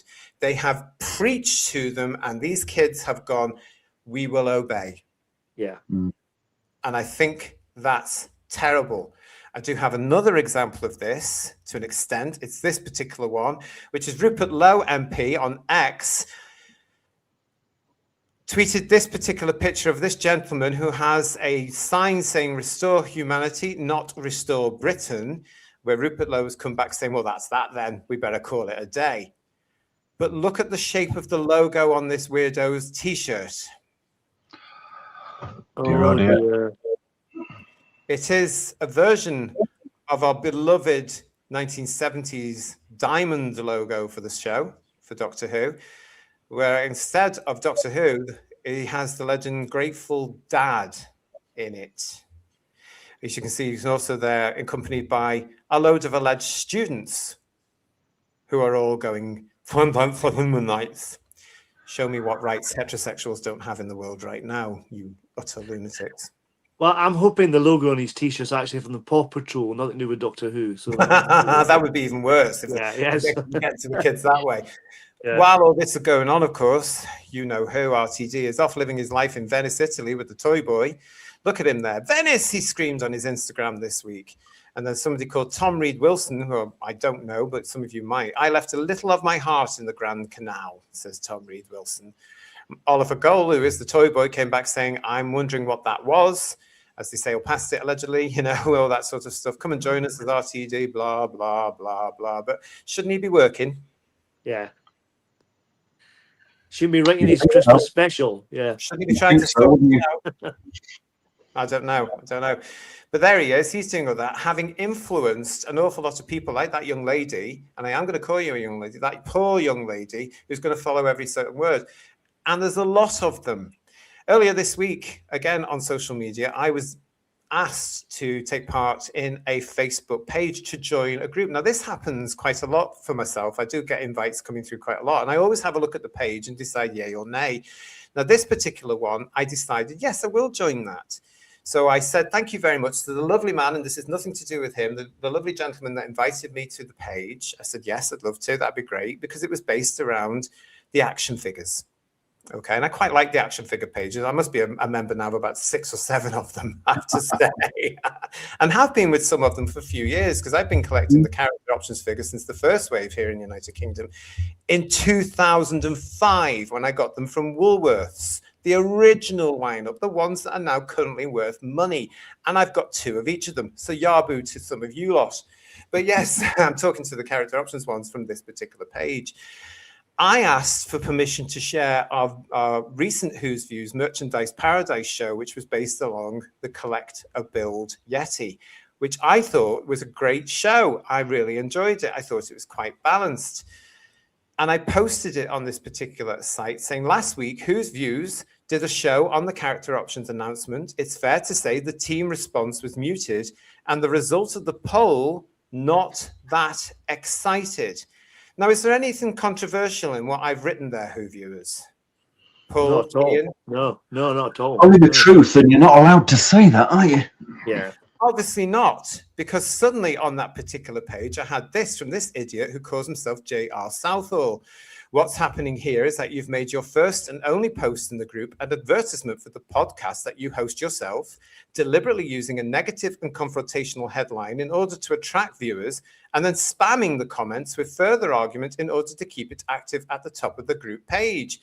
You're like all the worst algorithms rolled into one. I hope you're proud of yourself. Let me show you again what I put out there. Last week, Who's Views did a show on the CO announcement. It's fair to say the team response was muted and the results of the poll not that excited. So where the hell has this idiot got this from? It's like you've been blasphemous or something. Honestly, it's incredible. Yeah. It is, isn't it? It's right. I responded to him, Paul. What a load of bull crap. I was invited onto this page. Oh, and I've just shown the person's name there, so I shouldn't really read that. But never mind, I didn't realize that bit. I apologize. But I just responded saying you're talking absolute nonsense and that I've been invited. And that was that. you know. But this person, J.R. Southall, was just ridiculous. When he read my response, he came back with this. That's truly hilarious, because what I'd actually done is I'd actually turned it back on himself to say, you're the one with the issue here. You're the one that's read too much in it. You haven't even bothered to watch the show. Another one came from the same thing.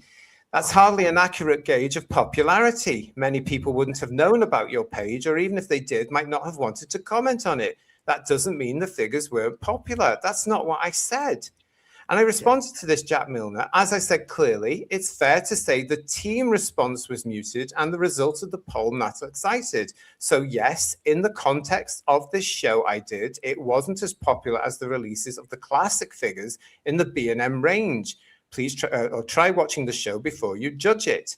Then this other know-all type thing called Matt Grady. Let's attempt a poll here then for comparison, which he then went to do, which I'd never looked at because I lost interest. But doesn't that sound like echo chamber for you? Oh, we're going to be your poll on your thing because everybody here is going to think alike. But I do want to say hello to the 3 people that got in touch with me saying, where's your channel? Let's subscribe. Oh, that's nice of them. Yes, nice. Yeah. So if you're watching us, thank you very much. But again, this showed me about this fatigue I have with elements of the fan base. Why? Please tell me, who viewers, please tell me in the chat, why the hell are they so protective over a bit of plastic to a failed era of the show? Why can we not actually be honest to say it was a failure? And who the hell does this J.R. Southall idiot think he is, defending it to his whole cult echo chamber here?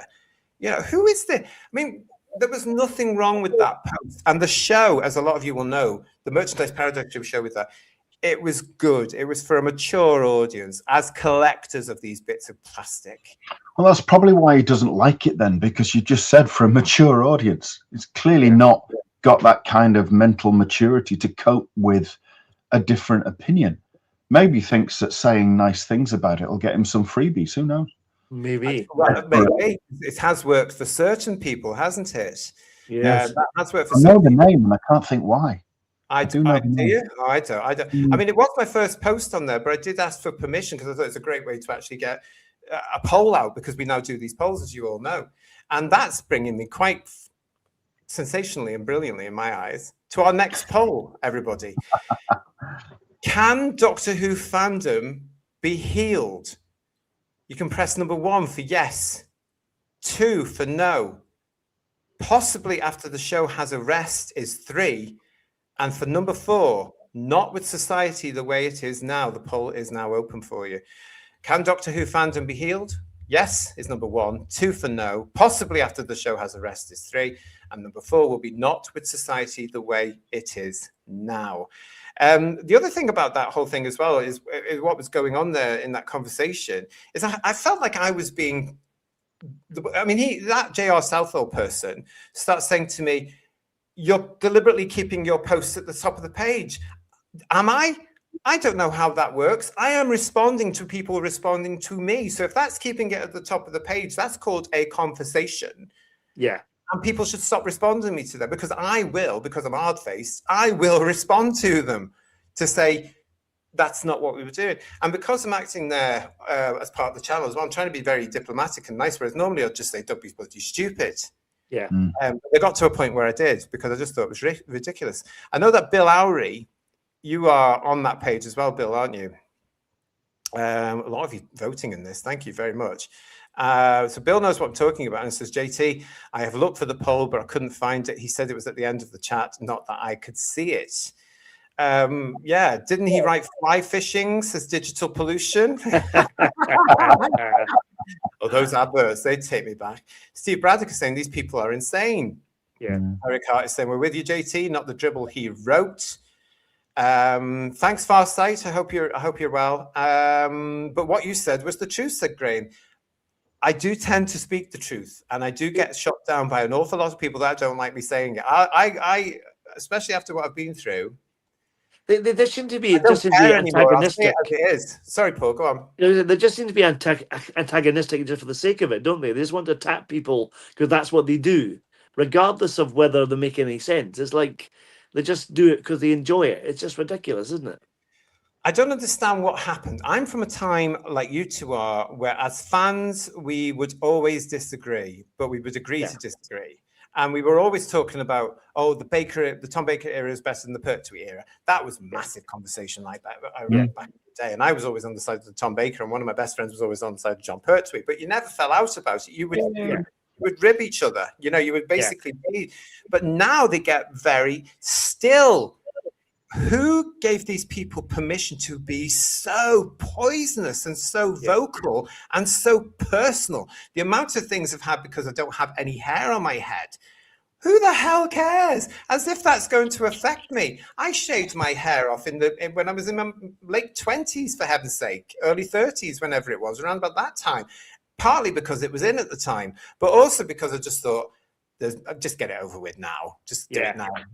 And Kumo aren't great, trust me. Yeah. It's silly little things. And they're so easy to respond to because I know the difference between a man and a woman. I don't know. I just don't get it. Now, this is what I'm putting to you, Who viewers, as well.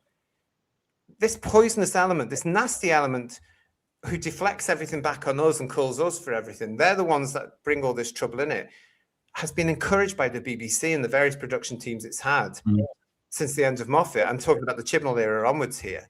They've gone on board with this. They've encouraged this in fandom. That's not looking good for a show that is now off air and not looking good, is it? No, not at all. It's going to kill it, definitely. Yeah. I mean, you're right, though. Fans have always disagreed. I remember, you know, they would disagree. They would disagree in letters pages of fanzines by post, wouldn't they? So it was a very slow and drawn out argument and everything, and the vitriol really did trickle through over time. But I mean, Deadly Assassin, you get to 1976 and you've got Deadly Assassin where you see Time Lord Society, and that really peed a lot of people off, or certain people off, because they didn't feel that's what Time Lords were like. And now it's pretty much widely acknowledged that it's an absolute sodding classic. It's up there, you know, top 10, top 15, it's up there, definitely. But at the time, it was reviled. Yeah. Maybe one day Ian, the Timeless Child will become a classic, won't it? That's not going to happen, you silly man. But I mean, you know. That's what they say, though, guys. I have seen this. They are insistent. And the amount of times I've seen, the whole Timeless Child era with Jodie Whittaker will be revalued in the future, just like the Colin Baker era is. It's not going to happen because there's not enough people invested in the Jodie Whittaker and Ncuti Gatwa eras. No. They told Doctor Who fans to leave, and boy, we did. So nobody's going to go back in 15, 20 years and go, let's just watch these things again. I can't remember the episode title. In 15, 20 years, it will still look like shit and sound like shit, and it will be shit. Time isn't going to heal that one at all. You can't polish a turd, but you can sprinkle in glitter, apparently. Yeah, so. True. Yeah. Keith Burton. Hiya, Keith. I don't know why we can't disagree and not fall out. I don't agree with the team on everything. I rather like the Chibnall era because the era feels closest to classic, but I'll listen to anyone. That's the point, Keith, isn't it? That's exactly it. Keith joins us whenever he can here on Who's Views as well. We're not going to alienate him because he quite says he likes the Chibnall era. I think that's great that somebody liked it. You know, it's really, really good. I didn't watch it, so I can't comment on it. But the only thing I can say is I am aware of what they did to the character, recreating the character. So it's not the same Doctor anymore. And that's a conversation to be had as fans. But no, you can't even have that conversation because they'll shoot you down, Keith. And they'll just say, you're an istophobe, and not because you won't agree with the narrative of the reality of why it was shoehorned into the show. And I find that sad. And I find it disgraceful that these alleged creatives that run the show think they can do this and expect everybody to go with them. And because they don't, you're automatically far right or an istophobe, and I don't appreciate it at all. That's why our country, the brilliant, the beautiful United Kingdom, is in the toilet that it's in, and why the world is actually following it very, very quickly. Do you know what I'm saying? Because of all these judgmental far lefters who are more dangerous than the far right. Thanks, Keith. It's good to see you. JT, you shouldn't let it bother you at all. You could say you're giving away free bags of gold, and some people would have a problem with it. You're right. You're right. What bothers me about it, though, is not getting at me, because I have to say, I've dealt with worse. I dealt with homophobia in the 80s and 90s. I dealt with people trying to threaten me with taking my life away. So these people are just in the kindergarten. I don't understand. You know, I think they're stupid. But what bothers me is that it's supposed to be fandom, and that's why I'm asking you guys: can Doctor Who fandom be healed? You can vote 1 for yes, 2 for no. Possibly after the show has had a rest is 3, and Not With Society the way it is now is 4. We'll come to the results of that very shortly. Gray is saying to us it's bonkers. Fans are so thin-skinned today, says Matthew Pounder. Funky is saying, as I've said before on the show, I got bullied off a Facebook page years back for a tame reaction to a Jodie episode. That doesn't surprise me at all, I have to say. Stephen O'Neill has been very courteous there with Keith to say, let's agree to disagree, because he can't stand the Chibnall era. That's what Who's Views is all about. It's about agreeing to disagree like we used to do. We are mature, we are adults.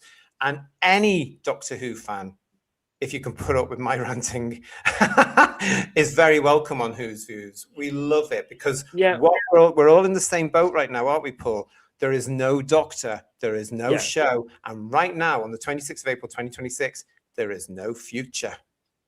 Well, I was going to say we Phil loves Time Lash, but we don't hate him, you know? Do we? Oh, we do.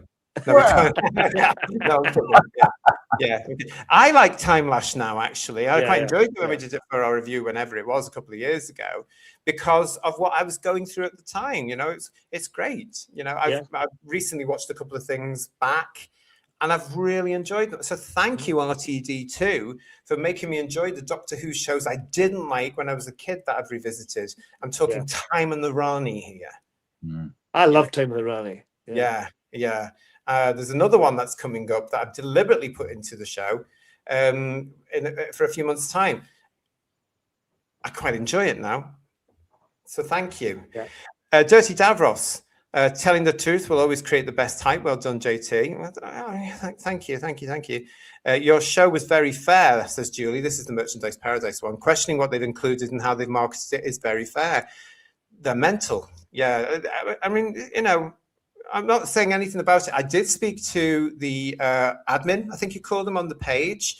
And those people came back and said, no, we're not having this. And they put out a message saying, no, all opinions are valid. So good for them. And it does seem, I've made some nice contacts on the page now. It does seem like a nice page. We're all there supposed to show our love of character options. But when it comes to, the next B&M releases, which I am led to believe, ladies and gentlemen, boys and girls, are going to be sonic screwdriver sets in that sort of shiny, chromy thing, including the 4th Doctor sonic screwdriver. That's supposed to be coming. I don't know if it's true, but stay with us on Who's Views. It's just a shame that they let people down, I think. Kerayvon is saying to us, this is because the internet currently allows people to say anything without consequences. I think some people just need to be really taken over somebody's knee and given a good slap. Because obviously a good smack bottom, that's what they need, Exactly.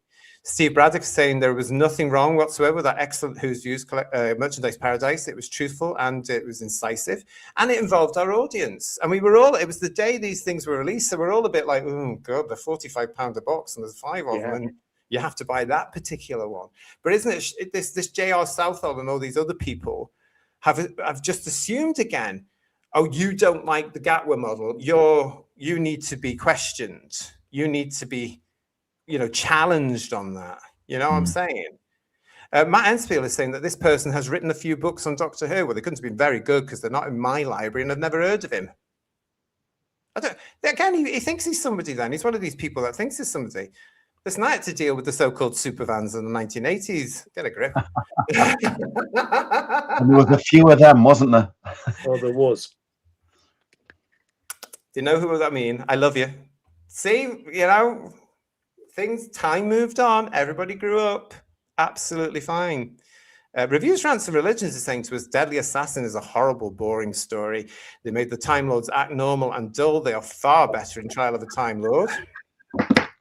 I would pick up with full respect to Reviews, Rants and Religions opinion, which I fully respect that.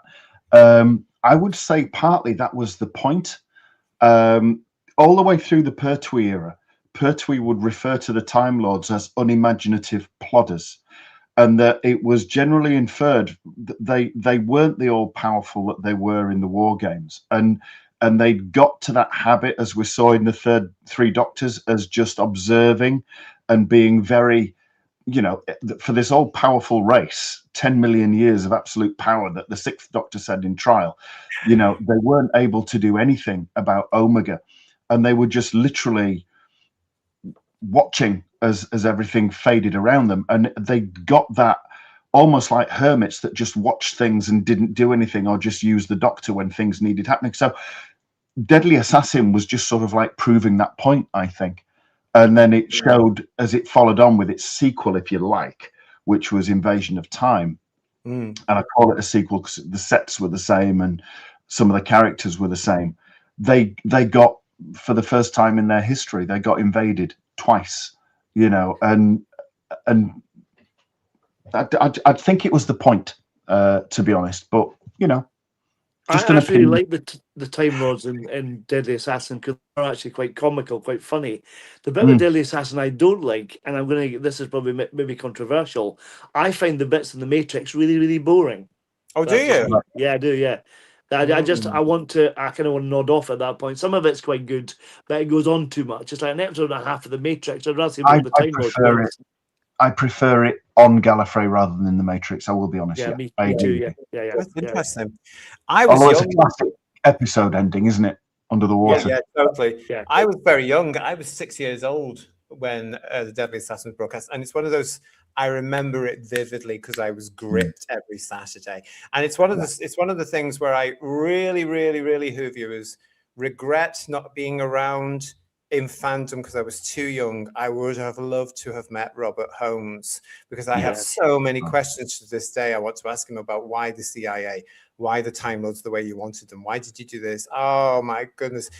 I would have loved to have chatted to him about that. And of course he passed on just before I was able to get onto the Doctor Who scene, as it were. Yeah. Oh man. But listen, Reviews, Rants and Religion, great point. Thank you. That's how we deal with it. We can agree to disagree. The Time Lords in Trial of the Time Lord for me, where are they? You know, I just, it's one of those things. Thank you so much. Bill Lowry is saying to us, we are mature enough to debate the differences in the era, even if people who disagree with me smell of we. Behave yourself, Bill Lowry. Don't forget, you might get put in the corner. You might get put in the corner, Bill. And don't forget, there's some lovely T-shirts and sweatshirts, hats and mugs and cuddly toys who've all been put in the corner there for you as well. Cheap plug for the shop. JT says, Kev Gresham, the old saying, sticks and stones may break my bones, but whips and chains excite me. At least I think that's the saying, but I might be wrong.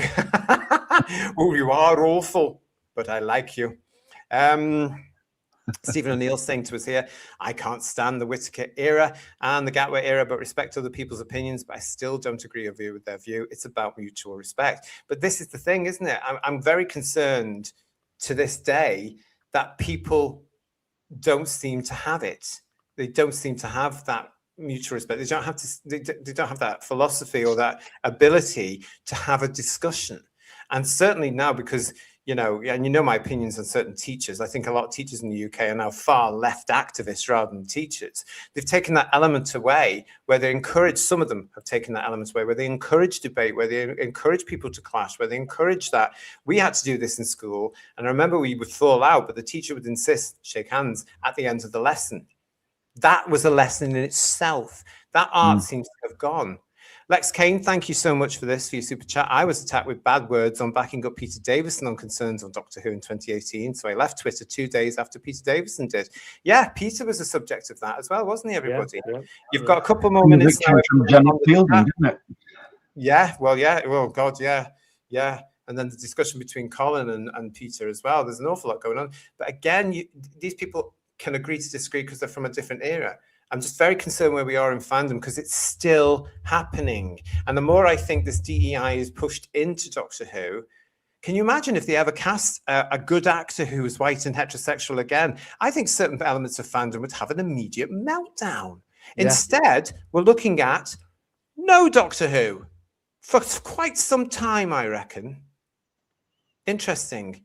And I'm going to say to these people again, who are, no offense, but some of these American fans, no, Doctor Who is currently not in production for a 2027 series. It's not happening. We don't have a Doctor. During Jack Rabbit, I had Jack. It gave the Doctor more of a reason to run away. If they were godlike and good, then why would the Doctor rebel? Let's talk about the Time Lords there as well. Good. See, again, another point of view, because Jack's younger than all of us. Mm. The Five By a Doctors. margin. Nate Channel saying to us, the Five Doctors was my first episode into Doctor Who. Again, very interesting Time Lords there, but with that element of naughtiness going on as well. Keith Burton is saying to us, I also like Time and the Rani, but that may be because I had a thing about Bonnie back then. I love Bonnie. I love Bonnie. She's a lovely lady. Really, really lovely lady. When, says John Roberts, they don't like what you say, just respond with, oh dear, how sad, and never mind. Yeah, you could do, couldn't you? I probably won't remember that. You, Robert Payne, thanks for that information about this gentleman. Don't really care, but thank you so much for looking it up. I don't care who the hell he thinks he is. Does he know who I think I am? I mean, really. I like the whole ruddy assassin fab all the way through, says Idiot Proof Dalek. Can you imagine Robert Holmes writing for Peter Capaldi, said Count 1970 Lives? Quite easily, actually. Yeah. He would have given some The only decent script he had. Yeah. And what's this from Darren79? In the season 21 box set dinner thing, Peter Davison reacts to Colin and Janet getting offended by something he said, something like they're so desperate to look good, but then stops himself. Does he? I haven't seen that, so thank you for that. Yeah.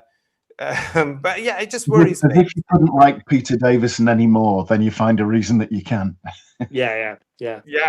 Peter's very based, and as I keep saying, hashtag Peter Davison for showrunner. Yeah. Just putting it out there. Right, so the poll for that particular part of the show was, can Doctor Who fandom be healed? I can tell you that 2% of you said yes.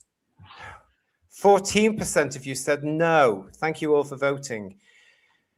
Possibly after the show has a rest was 21%, and a huge 62% of our audience tonight live on the show said not with society the way it is now. Crikey, 62% of you, that's a lot. Thank you for voting. I'm with the 62% on that, I think, yeah. I think I am as well, Paul. I don't know about you, Ian. Yeah, same. Yeah. It's sad times, isn't it? I mean, we are Doctor Who fans. We are all Doctor Who fans. And we are, the majority of us are hardcore. Let's face it, we're hardcore Doctor Who fans. Some of the more spineless, bedwetty left element of society are still thinking that it should be illegal if they're offended. Yeah. And that's the thing. Offense is chosen. You choose to be offended. It's different than somebody being offensive. You choose to be offended. And if you choose something, then somebody else shouldn't be punished for what you've chosen. And they choose to be offended, but they think you should be literally arrested for it, which is why some of them literally call the police, which is, if there was ever a bigger flag saying, look how pathetic I am, it's, I've called the police because I'm offended by you. That's what annoys me about that whole thing is that the police don't turn around and say, stop wasting our time, here's a £100 fine. Yeah, exactly. Yeah. And if they send out 150 people to somebody's door, what's going on with that? No. The police should be saying, no, we don't get involved with that sort of stuff. And if it's a certain element of stuff, in my opinion, like, you know, oh, somebody offended me, I'd say, I would have the police saying, well, tough titty, we're fining you for wasting our time. Grow a pair. Because that's bloody ridiculous. How many of us have ever gone through life without being offended by something or somebody, whether intentionally or not intentionally? And the problem is today, when it comes to a lot of people and Doctor Who fandom, it's intentional. As Dirty Davros is saying here, the problem I have with the current atmosphere of fandom, it's not really about the show. It's the woke object about the political messaging. It's how, the woke object about the political messaging is handled. Exactly. Yes. Yeah. And because they've all jumped on these bandwagons, they are, and because they've been endorsed by the likes of RTD and Chris Chibnall and Whitaker and Gatwa and Setu and because there's loads of them, Tennant, Mrs. Tennant, all these people, they are following. These are not examples of good behavior for young people. Not at all. No. I don't believe they are, because these young people have been affected by them. Gary Lee is saying to us, another super show tonight, fellas. Thank you very much. Bill Lowry is saying, offense taken, not given. And also, you Robert Payne, something similar. Offense is taken and often returned. It's Yeah. all right for them to be offensive to us because, like our Prime Minister, like these people in the entertainment industry, we're dirt. We're on their shoes, they think, because we're an it-phobenost. Tony Graydon, it's not about society. It's caused by a very small community. It's a very good point. It's a very good point.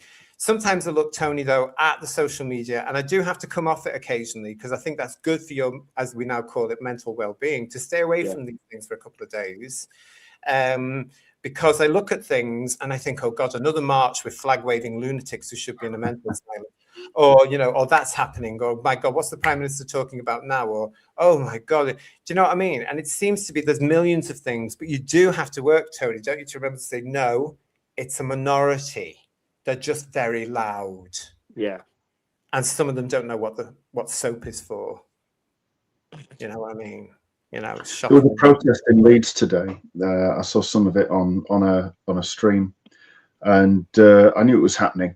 And one of the chants that they were saying over and over and over in front of the police was basically Charlie Kirk got a bullet in the head, and which rhymes with Yahtzee is going to be next. Over and over and over. This is the left. This is the left. Yes. And yet we are the violent far right. And the police were just stood there watching them. And it's like, come on, flip that the other way. Have that something that Tommy Robinson's at, something like that, and you'd be wading in with batons. Have that as a bunch of parents concerned about their children not being safe, and you'd have full riot kit turning out. But that is offensive. But full well, if you contacted the police and said, I'm offended by that, they'd look at you like you're an idiot because it's not the particular angle. Or they might arrest you. Yeah. Or you'd get the warning, or you'd get chased down the street because, of course, thanks to the unconscious bias training that all these organizations and businesses are now going through, this is why we're the enemy, because we've been targeted. Yeah. Big show tonight, guys. Lots to talk about again. As ever, thank you so much for joining us for more good conversation. This is what Doctor Who fandom is all about. Good, respectful views, opinions, and debate, and the ability to agree to disagree. That's what Who's Views is all about. We're celebrating our 3rd anniversary now, and we're nearly into May. More of that coming up next week, but we've got some fantastic stuff coming for you. I'm really excited about some of the shows we've got coming up in May. Freshie is saying, what a great show. Never fails to entertain. Thank you very much. Lex Kane is saying, you're 100% right, 3rd Doctor Ian. Cheers, Lex. Kirsty is reminding everybody that if you're new to the channel, to please hit the like button and subscribe. We've also got this from Funky saying, great stream as always. Thank you so much. Digital Pollution with Sentinel there. Top show, fellas. Graham is saying, a wonderful show. Thank you very much. And Kerr Avon is saying to us here, we've been given the internet and streaming a rest at present with just a very limited run. We're watching 2 shows while watching our DVDs and Blu-rays. Well, thank you as ever, Kerr Avon, for choosing us to be one of those things that you're watching. We do appreciate it. Headlines is your big show every Sunday night. It is live. It wouldn't be anything without you guys, because you are part of this show. And I mean it when I say I look forward to it every week, coming on and doing these shows, because I know that you guys are going to be there and you're all going to have something to say. That's what it's all about. Sheriff Brackett, thank you so much. Thank you. And Problem Being, my conscious bias is proud of its bias because it's upfront and real. Legend. He is, isn't he? Always comes up with something very good to say. Steve Braddock is saying, Whose Views is a platform of respectful discussion. Well, that's what we wanted, and thank you very much, everybody, for that. Gary Lee is also saying, Whose Views is a super antidote, nay, an oasis of calm and tranquility to the craziness of the modern world. Yeah, craziness. Can we get that on a T-shirt? It's maybe a bit long, but that'd be quite good. Hello, Scott Andrew Brass. My non-binary, mixed race, disabled, trans wife, her boyfriend, and myself are constantly offended. Good night, everybody. We're off to free Palestine. Moondust is saying, thanks, Whose Views. Thank you, Moondust. Always good to see you as well. And thank you, everybody that has been joining us as ever. As you proof, Dalek, Whose Views is like the Chronicles of Narnia and Lovejoy after a preschool week bath. Oh, do you remember those? If you've got school in the morning, you should be in your bed. That's what I'm saying. Yeah. And Steve Avery, Great show, lads. Thanks, Steve. If you are new to our channel, please subscribe. If you are not new to our channel, please go and check that you are still subscribed. And thank you for this super chat here from Astronomical One. Nice to see you. Did I miss the Battlefield reference yet? I think it's out of the bottom 20 now, isn't it, for low ratings? Battlefield. Yeah. Yes, God bless it. Yes, God bless the destroyer. Yes, it is. Freshie is saying JT is the Doctor because the Doctor has never been bald. That's brilliant. That's right. I'm offended by that. I don't know about Paul, but I'm offended by the Doctor not being bald. Well, I suppose Matt Smith was bald at one point, wasn't he? And that was awful, though, wasn't it? Yeah, terrible. Terrible. Yeah. Oh, absolutely terrible, that thing. I'm offended. And Shooty was almost bald as well, which I don't really count, but yeah. I'm offended that bald gets all the mentions, quite frankly. I mean, where's the full head Well, of hair? shave your head, Ian, for goodness sake. Take one for the team, you know. Yeah. Let's do it. Let's get his head shaved, everybody. Well, a sponsored shave your head. How about that? Yeah, there we go. That would be a great live stream show, wouldn't it, everybody? Yeah. We're going to get that sorted. Oh, Paul, I'll get you back for that. Gavin Graham is saying from Whose Views Against All Hope. Thank you for that, Gavin Graham. And Funky saying to us here, Whose Views does sometimes remind me of those evenings at the bar during Panopticon. That's exactly what I wanted when I set this channel up, because I remember those fabulous times as well. And Bald Lives Matter, says Matthew Pounder. Quite right too, Matthew. Right, Balds have more fun as well. That's another expression I want to use, yeah. Well, I could write a book about that, but I won't. I'm sure you could, yeah. And, Paul, you're a bald, white heterosexual, so you're a bigot. Where's the I'm proud of that. Where's the Jewish Doctor says, problem being I'm offended, quite rightly too. And Kevin Taylor saying, I have a conscious bias against RTD to Doctor Who. Absolutely. And John Mason saying, Baldies Unite. Now that is a t-shirt. I might do that. Yeah. I might do that. Thank you very much, everybody, for joining us this evening. On that note, I'm going to wind up. Lots coming up for you on the channel in May, but we still got one more show, as I mentioned earlier, this month. It's this Wednesday, live at 8 o'clock. Please join us for the next episode in our Wilderness Years series. We're going to be looking at 1996, everybody. 30 years ago, gentlemen. Oh my God, it seems like yesterday, but 1996. The Wilderness Years series, we've got lots planned for that as well, by the way. I hope you're going to be loving it. As I say, if you're new to the channel, please subscribe. If you're not new to the channel, please make sure you are still subscribed. To Ian and Paul, as ever, thank you so much for joining me tonight. Great chat, everybody. Thank you very much. You're welcome. To everybody in the chat, fabulous. Good of Paul to turn up as well, obviously. I was only 15 minutes late. So from Trouble and Trouble and from me, thanks for joining us. We'll be back soon. We'll see you hopefully on our next scheduled show for 1996. Come and join us. Lots to talk about there. What a year that was. So from all of us, until we see you again, ta-ra, everybody. Good night. Good night, everyone. Bye-bye.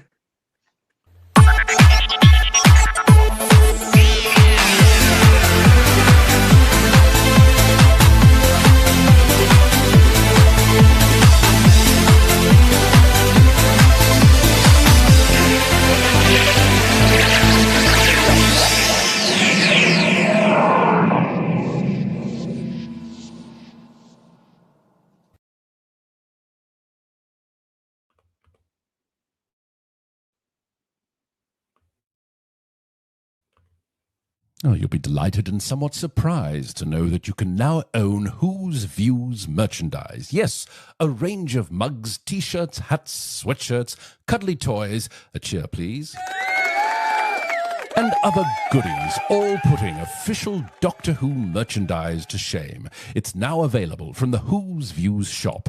You can find it on the store tab on the channel or by scanning that squiggly thing there.